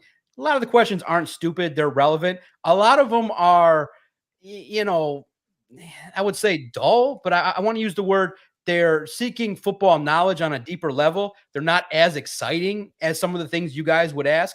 And in the end, guys, okay, and here's the thing you learn. Yes, there's a lot of great questions you could ask, but these guys are so well trained that they knew how to answer it. Like, you don't think Dan Campbell knew the Super Bowl or bust question was coming? He knew what was coming and he knew how to answer it. So, in the end, the questions that people want to ask, the true questions that are intriguing, and they'll punt it away and give the standard answer. And these guys do a good job trying to elicit information. And here's the thing, open forum to anybody in the chat. If there is a question that you're just desperate and dying to hear about, message Jeff, message Booner, Lukas, Gentry, or message me at Detroit Podcast. I'm the individual most likely to ask it. So at Detroit Podcast, hit me up, say, Doc, I need you. I'm desperate. I need you to ask this. And just maybe I'm the guy that will ask it. The voice of the people here, the DOC. The DOC, baby. I'll ask it. I have no problem. The DOC. Yeah, Dan is good at he's like Floyd Mayweather dodging questions. No, these guys are trained. Great. Look, these guys are trained very well how to answer questions. And, you guys are, Alan, I question your question there in the comment. I don't know if I could say those kind of questions without laughing hysterically. Just guess 10. Just guess 10. Yeah. Oh, Jesus. Just guess. If you're thinking it, just guess. Oh my gosh. Yeah. Would it be the biggest? Listen, honestly, if I asked it and he said, oh, it's, average 5 inches, you'd be all disappointed. So he should lie and just be like, 10 to 12, on a good day, on a good day, swinging for the fences. Hey, judging by the dog he owns. I don't know that dog. I don't think bust. I think Super Bowl. Yeah. Oh. Well, next question. Stephen David asked, Doc, what's your observations on Ben Johnson? He's always more quiet than other assistants, it seems, and never in front of the camera. What's he like out there this year? Anything different? Yeah. Let me say this, guys. Remember, too, with Ben Johnson, he was brought here by Matt Patricia. Probably one of the only good things he did was bringing in a coach that has this tough exterior. Now, look, too, when you saw the polls last year, Aaron Glenn was the most relatable. The players like him. Ben Johnson, I think, is the most prototypical coach that you would see, where it's equal parts love and hate because he is a perfectionist. I love his style. Ben Johnson's the kind of guy where if you get 4 yards on an out and you're supposed to be at 3.5, he's pissed. He ain't happy. He is demonstrative. He is somebody that is at the highest level of this game. And I love his attitude. Like, he ain't happy when you're just out there shining. He wants you to excel, repeat it, do it well. And he coaches these guys hard And I mean hard. Like he is yelling, he is upset. And guys, you could see it during practice. There are some periods of time in practice where the things look shitty out there, where they're having a hard time lining up. They're not timed correctly. I remember specifically last year where we got a chance to see Ben Johnson up close during a team period. And the offense was just getting, and Aaron Glenn shit talks. Like, he's out there whispering in Ben Johnson's ear, that's the kind of shit you're calling against me? What the fuck are you doing? And Ben Johnson ain't having that. He doesn't like that. He's precise. His offense is predicated on exactly being where you need to be. It's very precise, and it involves timing, rhythm, and he tailored an offense to fit the quarterback that he has. Ben Johnson, it's tough because I think he's got the potential, if he's got the right GM, to be a coach that succeeds at the highest level, win Super Bowls. But at the same token, he could also wear out a lot of players. As a head coach, you got to kind of have that softer edge at times. And I think as a coordinator, it gives you that opportunity to let it rip and yell at people and get your point across demonstratively. But at the same token, there are times where he's very funny and very personable. And I think that the other side of the coin, Ben Johnson, is one of those guys where we're trying to get him to laugh and tell jokes, but you can tell at certain points he's got that Belichick style of, I just want to coach offense. I just want to score a lot of points. And, to me, I don't think he is talking tomorrow. And I know people want to know, well, aren't you going to fix the third quarter woes? He got asked that a lot last year, and they got to figure it out. And he just is one of those guys that at times is elaborate, but at times can punk questions. I think he's one of the great ones out there, a great coach in waiting. But at the same token, I just think he's in the wrong era. If he was in the 90s and the early 2000s, when the players could handle coaches like that, it's real interesting that his name was off the list completely and wasn't considered one of the favorite assistant coaches. To me, he's one of the best, and I love his attitude. I love coaches like that. I don't need, because that's how I would want to be coached. I don't need you to blow smoke. I'm already confident enough. I don't need you to tell me how great I am. I just need you to tell me how to get better and what I need to do. And I would be a perfect model football player in terms of get to work, handle business, and you can chew me out all you want. I don't care. I just want to be able to help a football team win. And that's how Ben Johnson is. He's no joke. He is not effing around in that practice field, and it's great to see. Real quick, I want to give a shout out. Answer 14 became a member for 4 months, and he says, Mac Daddy laying it down. Good evening, my crunch dudes. Well, we appreciate you. Answer 14. Thank you for that. So, Pennywise, he donated $5 earlier. Says, JMO seems like a guy who depended on his physical abilities rather than technique, so he was just better than everyone until now. I don't know how you feel about that, John, whether you agree with that or not. Yeah. I love the fact that you guys give money during this segment. Give money to these boys. They're working hard. They bring on the best guests. They're putting on the best show. Drop $1, drop a couple bucks, show appreciation. They'll answer it. That's what the super chats are about. They'll read the question, say whatever you want. Good things, bad things about me. It's all good. We can handle it. Love you, Doc. This chat might type some very interesting type things in the future. Oh yeah, I've got a couple things. Yeah, very interesting things that you guys have on your mind. But look, guys, again, remember too that at this level, collegiately, you can rely on your skills where you're that much better. A 5-star guy going up against the likes of App State. Alabama would schedule, a handful of games that were not going to be competitive. But once they got into the SEC, it got serious. But at the next level, everybody's a 5-star. Everybody's a 6-star. So you don't think that the cornerbacks of the Vikings, they give a shit about JMO? They don't. They don't give a shit. They just believe that, hey, we can do our thing and play zone or play a spot where we can get him out of his rhythm, hit him, and see what he does. So at this level, it's about studying. It's about being precise, time on task.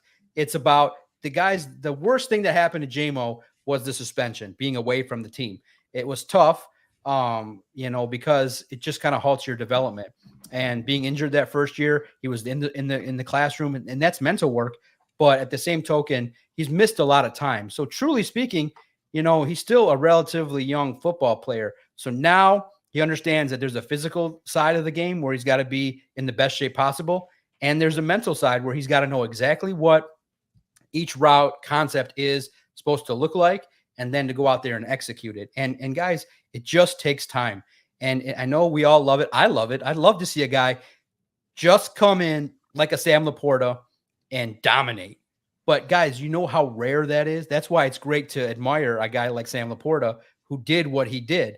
but that's an outlier. That's not, we all love it. We all love to see it. I love to see it. And I know we sometimes maybe judge players based on how fast they acclimate, but the Lions have kind of been in one of those molds where they understand that it takes time. And Brad Holmes, if you go back and listen to what he said these guys are developing, and draft and develop. And in this season, this is where some of the development will shine and come through. So I know NFL not for long, but the Lions are bucking that trend a little bit with a lot of players that they're developing and expecting things from in year 2 and 3, as opposed to year 1. Last question for you, Doc. And this is something we talk about a lot on this show. Alan W. says, real question for Doc. Do you think AG's job is in jeopardy this season? A lot of fans seem to think so. Is it make or break for AG, Doc? Ooh, that's a good question, Alan. I love the real questions that get put up here. And look, everyone knows Aaron Glenn is very close to Dan Campbell, but it's a production-based business. And yes, AG's job is in jeopardy. And he would admit that freely. Every year is an audition to keep your job. And clearly, there was a recognition that he didn't have the tools needed to get the job done. And now they've given him the tools. You got edge rushers, you got Aiden Hutchinson, you got veteran defensive backs, you got a couple young defensive backs, you have some experience at the safety spot. Now there's an opportunity for him to deploy everything that he needs. You got veterans at linebacker. You have everything you need. Now, here's the tough part in regards to Aaron Glenn. I think that the level of adjustment that you saw in game maybe can be improved. I thought that going into games, his schemes were pretty good. Against the run, one of the best. But when you saw the lack of adjustments last year, and I know part of it was due to the fact you didn't have enough talent, but at the same token, they gave up far too many yards, far too many cushions in key moments where you're like, play man to man at this spot. When it's 3rd and 6 and you give a guy a 7-yard cushion, there is no doubt he's going to get open. And there were times in certain plays where you're just scratching your head going, why are they giving so much cushion? Why are they that scared? Well, partly was they were able to clamp down. It was a bend, don't break defense. But in the end, I thought that the adjustments that he could have made could have produced a little bit more results in the season. And that might have been the difference against the Cowboys, or in a game that you lost in a situation in which you needed to be that number 1 seed or a higher seed to advance in the postseason. So absolutely, AG jobs is in jeopardy. They have enough talent defensively to do things. But look, here's what you're going to look for. You're going to look for the secondary to play at a much better level, to be in better positions at different spots, to match up better against the opponent. You're going to look for more pressure. And you're going to, and two, the big mistakes that the coaching staff made and whoever's in charge of it, John Scott Jr. and Dre Bly, were disasters. That was not what you needed at that time. You needed experience, and now they got it. So that team now is nearly flawless. There's no weaknesses in that coaching staff. There were flaws last year, and Isaiah Buggs kind of hinted at it. He didn't come out and say it, but he kind of said it to me that, hey, John Scott's kind of learning on the job here, and that's why some of the production along the defensive line wasn't where it needs to be. So I wrote about it in some way at All Lions. But AG, you got to step it up, because Ben Johnson's going for the throat in competition day in, day out. And I think that's going to help AG in that defense, man. It's going to be great. I think they get to probably top 10, top, 9th through 14th in terms of a lot of these statistics. They make the jump. Have confidence. They make the jump. That. Yes. I love that. And he's a great guys. I'm telling you, Aaron Glenn, also great mindset, very wise beyond his years, can answer the questions honestly, openly, but he's a bad mofo, man. He wants to hurt people, and he don't care. When the players told me in the locker room several times openly, what's your mantra? Their mantra, they looked at you and said violence. And you understood that was the case, but not a lot of people would say it. Aaron Glenn says it openly. We want to be violent. We want to hit you, put you down, bite your kneecaps off, stare at you in the face, smile, and go at it again. And I love it. That's the kind of thing I gravitate toward. That's why I've been so grumpy, is I love defense. Bend, don't break is the worst thing in the history of football. I want to be aggressive. And now that they got the guys to do it, maybe you'll see me smile more and write more nice things about the defense, because they're going to play it in a way that can execute at the highest level. They're going to play violent, and they're going to hurt people. Guys, Look, Kirby Joseph fucked up a tight end, and so too bad, so sad. And I don't care what the rest of the league thinks about it. This is football. If you can't handle it, don't come and play, because Detroit is not looking to play soft. They're looking to hit, pop the football loose, punch you in the mouth, smile at you in the face, and do a lot of things defensively. They want to be violent. And you guys, get ready to see it. You're going to see a lot of good defense this year. And if it falls apart, AG will be gone. Yeah, well said, Doc. We appreciate you. And also, we appreciate everyone who tuned in today. We look forward to talking with the Doc. Doc, I envision the regular season and having to talk with the Doc after a Lions win. Hopefully week 1. Yes. It's going to be a lot of fun. I can't wait for it. We appreciate your time, John. You can check out John's stuff. Of course, All Lions. Link will be in the description. And you can check out his podcast. He's on like almost 600 episodes to give you some context here. Mr. Consistency. We're only trying to legend. Boys, to be fair, I think we're at 90. So, hey, we got a long way to go. We're on. Hey, we're coming, Doc. We are coming. Okay. The Podfather, man. Thank you, boys. Thank you, guys. The Podfather, Mr. John Maakaron. John, we appreciate you. Thank you. I look forward to it, guys. Thank you. See everybody next week. Let's go.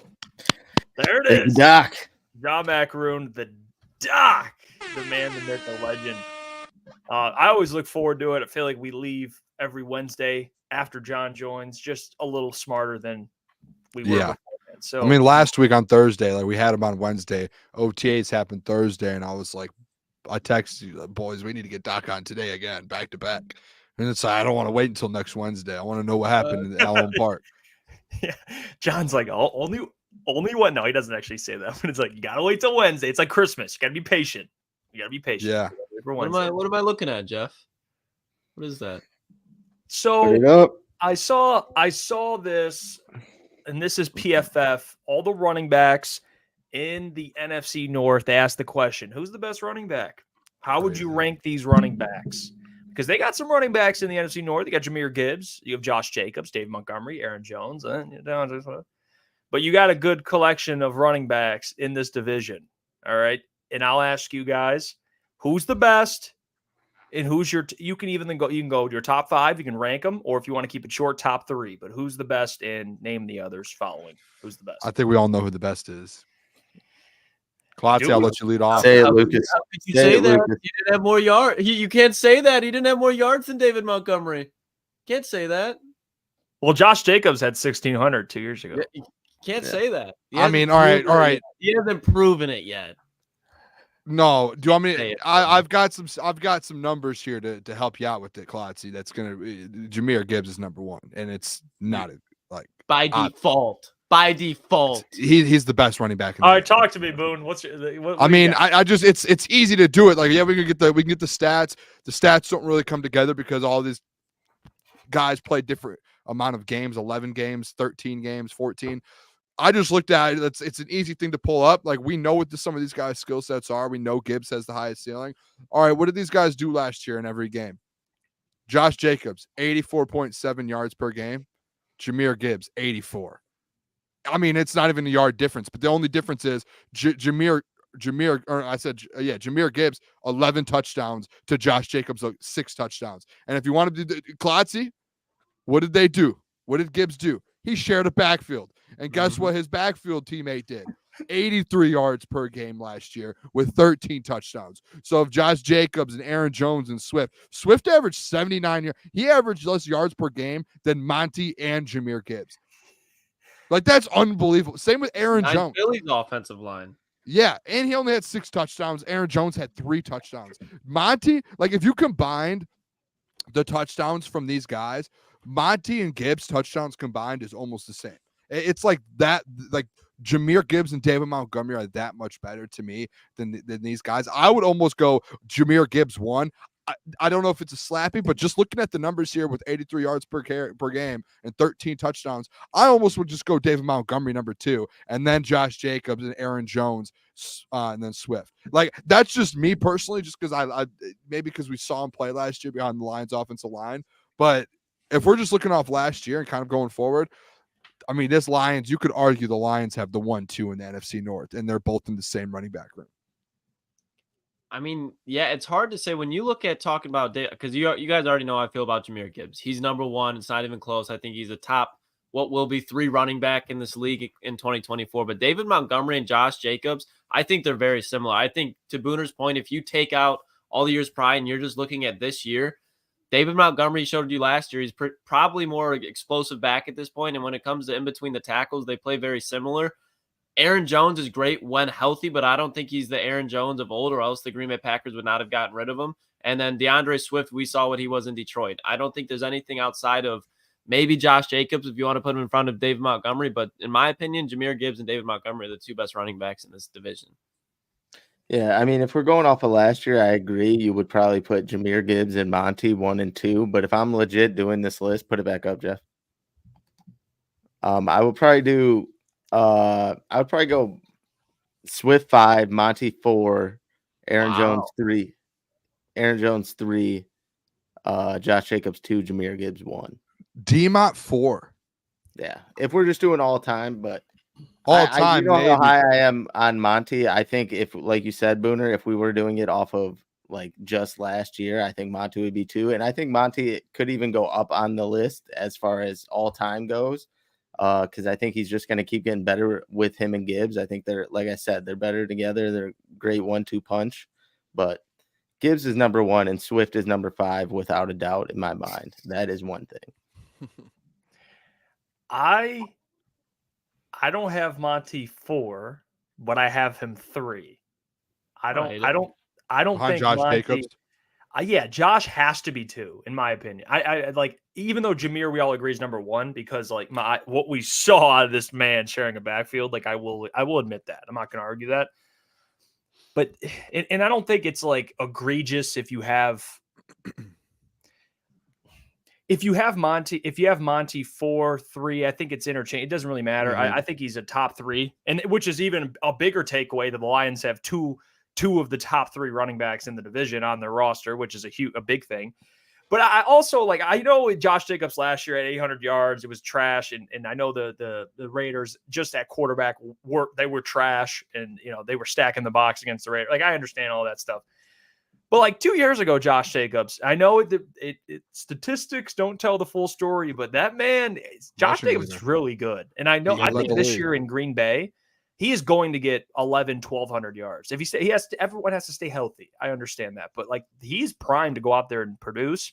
But I don't think he's better. He's not a better player than Jahmyr Gibbs, in my opinion, even though you can bring up the stats. Like, I think Jahmyr's a better player, but I do think Josh Jacobs is a better player than David Montgomery, but I don't think it's an egregious, I don't think he's far better, but I would give it to Josh Jacobs. So I'd go Jahmyr, Josh, David, Aaron Jones, DeAndre Swift. So I'm really right with Gentry. I just have one. I think it's fine to make that argument, because if you do look if you do want to break it down, you could say put Josh Jacobs behind this offensive line, and you probably he probably has the numbers with the offensive line and what he did in Vegas. He still averaged more yards per game than D-Mont, and if you just swap him and D-Mont and still keep Gibbs on the Lions, your Gibbs is getting, Jacobs is getting those goal line touchdowns that D-Mont's probably getting, and as well as he's probably getting a lot more yards behind that offense line, just basing that off of what he did 2 years ago when everyone was healthy and he was able to kind of get the load of the carries there. I would think that it would be something similar, but I still would stick with my 5. I still like the Gibbs, D-Mont, Jacobs, Jones, and Swift, but I see where the argument can be had with that based off of what we've seen from him in the past.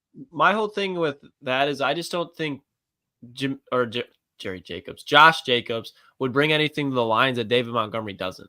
I feel like they're just very similar, and I think Josh Jacobs is probably a little bit more tougher between the tackles. I think David Montgomery still has more tread left on the tires, and he's a little bit more explosive. I agree with you. Josh Jacobs is a great running back, but I do think that season where he went off did take a toll on him.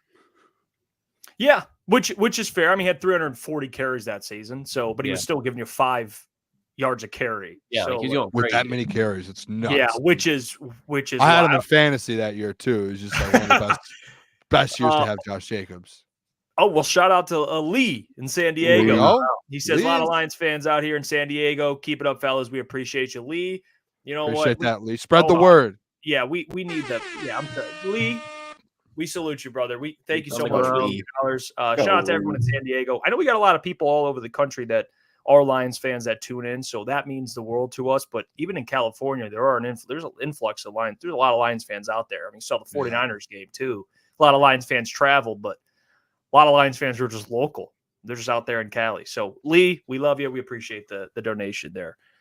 And I get what you're saying, Boone. Like if you and I hate doing this, like the swapping players, but I get what you're saying. If you put Josh Jacobs in David's role and you had Josh and Jameer, I think and it also goes into Lucas's point. Like maybe he'd give you kind of similar production, but I think he's a better player than Monty. Yeah, because I mean, and this isn't a slight at anyone because you could have taken a lot of running backs behind this is kind of a, you're looking positively on the offensive line and you're giving a lot of credit to what this line looks like. But like a year ago, you look at Jamal Williams broke the Bear Sanders record. It's just this offensive line. There's going to be guys that benefit from it.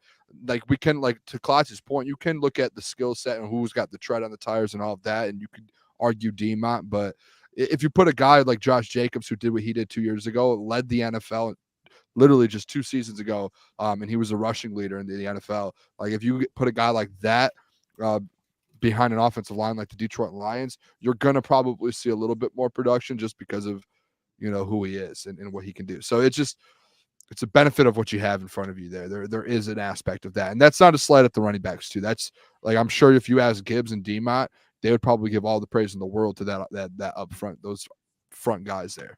So, and I'm kind of curious. A lot of those, or 3 out of those 5 running backs are like receiving backs and very well at catching the ball. And Josh Jacobs replaces Aaron Jones, who was really good at catching the ball and very involved in the offense as far as Green Bay goes. So I'm curious to see how they work around that, because that was a big part of their game, and Aaron Jones was tearing it up. So is it when he was AJ Dillon catches out of the back too, doesn't he? No, God, no. I don't know. I thought he did a little. I mean, they tried, but he's not. And honestly, Josh Jacobs is probably the worst back on that list at catching the ball. And Monty's not great by any means, but he's still probably better than Josh Jacobs. Yeah, Aaron Jones is incredible catching Pat. He is. He's really good. Yeah, I guess AJ Dillon, he's got 200 yards receiving yards. It's not great. No, remember the AJ Dillon coming out of college, the quads. He looked like a monster his rookie year, and then that was it. That was all she wrote. That was all she wrote. All right, let's get to mailbag. We got some questions that are coming in, so please get your questions ready. And also shout out to Stephen David. He's also from San Diego. I totally forgot about that. So we got some San Diego people in the. Take a trip out to the San Diego Zoo. Go see Marty. Just go to the zoo. I'm down. Is that where Marty is? And Gloria, the Penguins. Mm-hmm. Marty. Wait, who's the tiger? Marty the tiger, right? Yeah, I don't know. Who's the zebra? Who's the zebra? No, I think Marty's the zebra. I thought. Oh yeah. What's the tiger's name? Alex. Alex the Lion. Jeffrey's got a son, so he's dialed in. He's dialed in. Great movie, by the way. You don't need to be a kid. Madagascar is a great movie. That was me. I watched my film. I know Marty. I know Alex. Gloria. Ed asked Mailbag, how long should we reasonably give the secondary to gel? Probably like to meet their form. I'd probably take a month after the bye week. 4 weeks. You think after the bye? Month sounds about right. Yeah, for them to fully get things going, shake off all the rust and everything. After the bye. Because I don't know if training camp will gel. I think you got to see different looks. You got to see teams. You got to you got to face some adversity in games. Which a month is. I agree with that. I agree. And to be fair too, you have rookies. Right. You have rookies out there too. So you're gonna have It's gonna take some time. All right. Well, Pennywise says Mailbag, give your starting 5 DBs. Oh, in the entire National Football League. No, I think Lions. Oh, I was gonna cook on that. I'll go. I'll start us off here, boys. Carlton Davis, Terrion Arnold. I'm gonna go easy here. I'm gonna say keep Brian Branch where he is, Iffy and Kirby as of right now. I think it'll be as of right now. Carlton for week 1. I'll say Carlton, Kirby, Branch, Amik, and then Terrion. No Probably iffy. No. I think it's going to be hard for him just No. because normally you're going to have 3 corners out there instead of 3 safeties. It's tough, dude. I think if he's still going to play a lot, but as far as starting, like I don't think he'll have the nickel. I think they'll give that to Amik. Yeah, because a lot of guys are going to play snaps, but like starting is like it's a little. It's weird. I don't 'cause, know. all these. I'm guys going to go with Boone. I'm going to go with Boone. I agree with Boone. I agree with Lucas. I just think with Rakestraw and Amik, it's hard to keep Branch at nickel. You know what I mean? Because Terrion's going to be playing on the outside. I think Branch is going to be playing a lot of probably strong safety. Yeah, no, and I get that, and I think for Amik, he's built to be a pretty good slot, So I get that. I'm gonna go as of right now. I'm gonna lean Boone, but hey, you can probably have fun. That's what's fun about talking the secondary. As soon as training camp comes up, we're gonna find things out really, really fast too. By the way, yeah, that's gonna things are gonna start molding together there. Mr. Detroit City, man, he is on a tear today. Oh man. Okay. All right, let's Mike. By the way, Mike Reed just gifted 5 Crunch Time memberships, man. Oh, Mike. There we go. Yeah, shout out Mike Reed. What a That is dog. big time. We appreciate you, Mike. Dog. Giving back to the people. All right, let's 501st Legion mailbag. Based on what Doc said, is your new expectation? What is your new expectation of Antoine Green? I think mine's the same. I think he's somebody that's going to see the field. Hopefully, he'll be making more positive plays than negative plays. But I'm still going to be consistent with what I said. I think Antoine will be fine. DPJ is going to take on that Josh Reynolds role, and Khalif Raymond's there. So I don't know. Maybe you don't see much of Antoine, but when he's there, I think you'll see him. He'll make some plays. He'll be a fine wide receiver 5. Very fine. Very fine. He'll give you 250. 250. That's in my head. It's like 250 to 300. Just like go out there and make a couple plays when it's needed. Like do it exactly like what Khalif has done in the past. I guess Khalif's done a lot more than that. But Yeah, no. Steve, it says mailbag. What is each of your favorite wrestling match of all time? I'm being honest. I'm not big into wrestling. I've always been big into the UFC, so I can't really share my favorite wrestling match of all time here. I'll say this. I'm not a big wrestling fan. Never watched it that much growing up. I watched WrestleMania this year. And I know all of the wrestlers. I know all the big time people. The one that happened this year with the Undertaker that came in, I was over here about to go to bed and I had it on and I was like, "This is unbelievable!" Like I like this is the greatest thing of all time. Like the Undertaker came in. Who else came in? The Rock came in. Like it was just like this is unbelievable. And I knew it was like one of the greatest ones ever. So I just sat there and enjoyed it. Had some popcorn. I have an answer. You guys know me and my popcorn. So I used to watch wrestling when I was a kid, way back when, and The Rock and Stone Cold. I don't know if it was at WrestleMania. I think it was. Someone can correct me. Maybe whoever asked that question, Steven, can correct me. But their match at WrestleMania, I think it was the best. Stone Cold, The Rock, 2 of the best. It's fair. And John Cena was the other one that ran out. And when he ran out, he looked like his legs were about to snap too. I think I don't know if I can speak for everybody, but I know you brought up Gentry. As a kid, I had a bunch of the wrestling guys. You had the rings. I mean, I had the belts that my mom would get me for But as I got older, I just stopped watching it. I don't know. But it is a very fine sport. If it is on television, I will watch. All right. Yeah, I'm the same way. I just gravitated towards UFC, and now that's just something I love. Can't wait for this weekend, by the way, Saturday. Mm-hmm. Yeah, Dustin Poirier and Islam Makhachev. Sean Strickland. I just found that out before the show. Yep. All right. ETN says mailbag. How old is Gentry's kid? I like how he just said Gentry's kid. Yeah. He's 6. He's 6 years old. I thought you should have said 23 and said Jeff, like the guy up in the top left corner. Yeah, like top left corner. Jeff, how old are you? Yeah, shit. Hey, wait, I don't know. I don't know this man. He's only my friend. I promise. What? Not my dad. All right. This question I do like. Anakin mailbag. If you could interview one Lions personnel, anyone from personally anyone from the front office or coaching staff, who would you pick? It's easy. Mine will be Ben Johnson. Dan Campbell. I'm going to pick Ben's brain. Just pick his brain. I've got such a vision in my head, and I've told you guys this 100 times, of a dream interview for me, like how like 60 Minutes, how they sit in like a dark conference room with like lights on two people sitting front face to face, and I would just love to sit there for 60 minutes with a case of beer and me and Dan Campbell and just talking and just record it. Don't even know what I'm talking about. I would just love to sit there in a room, like a conference room, dark with the lights, like 60 minutes, and just have a conversation with that man. That's my dream scenario. I mean, I think for me it's Brad, without a doubt.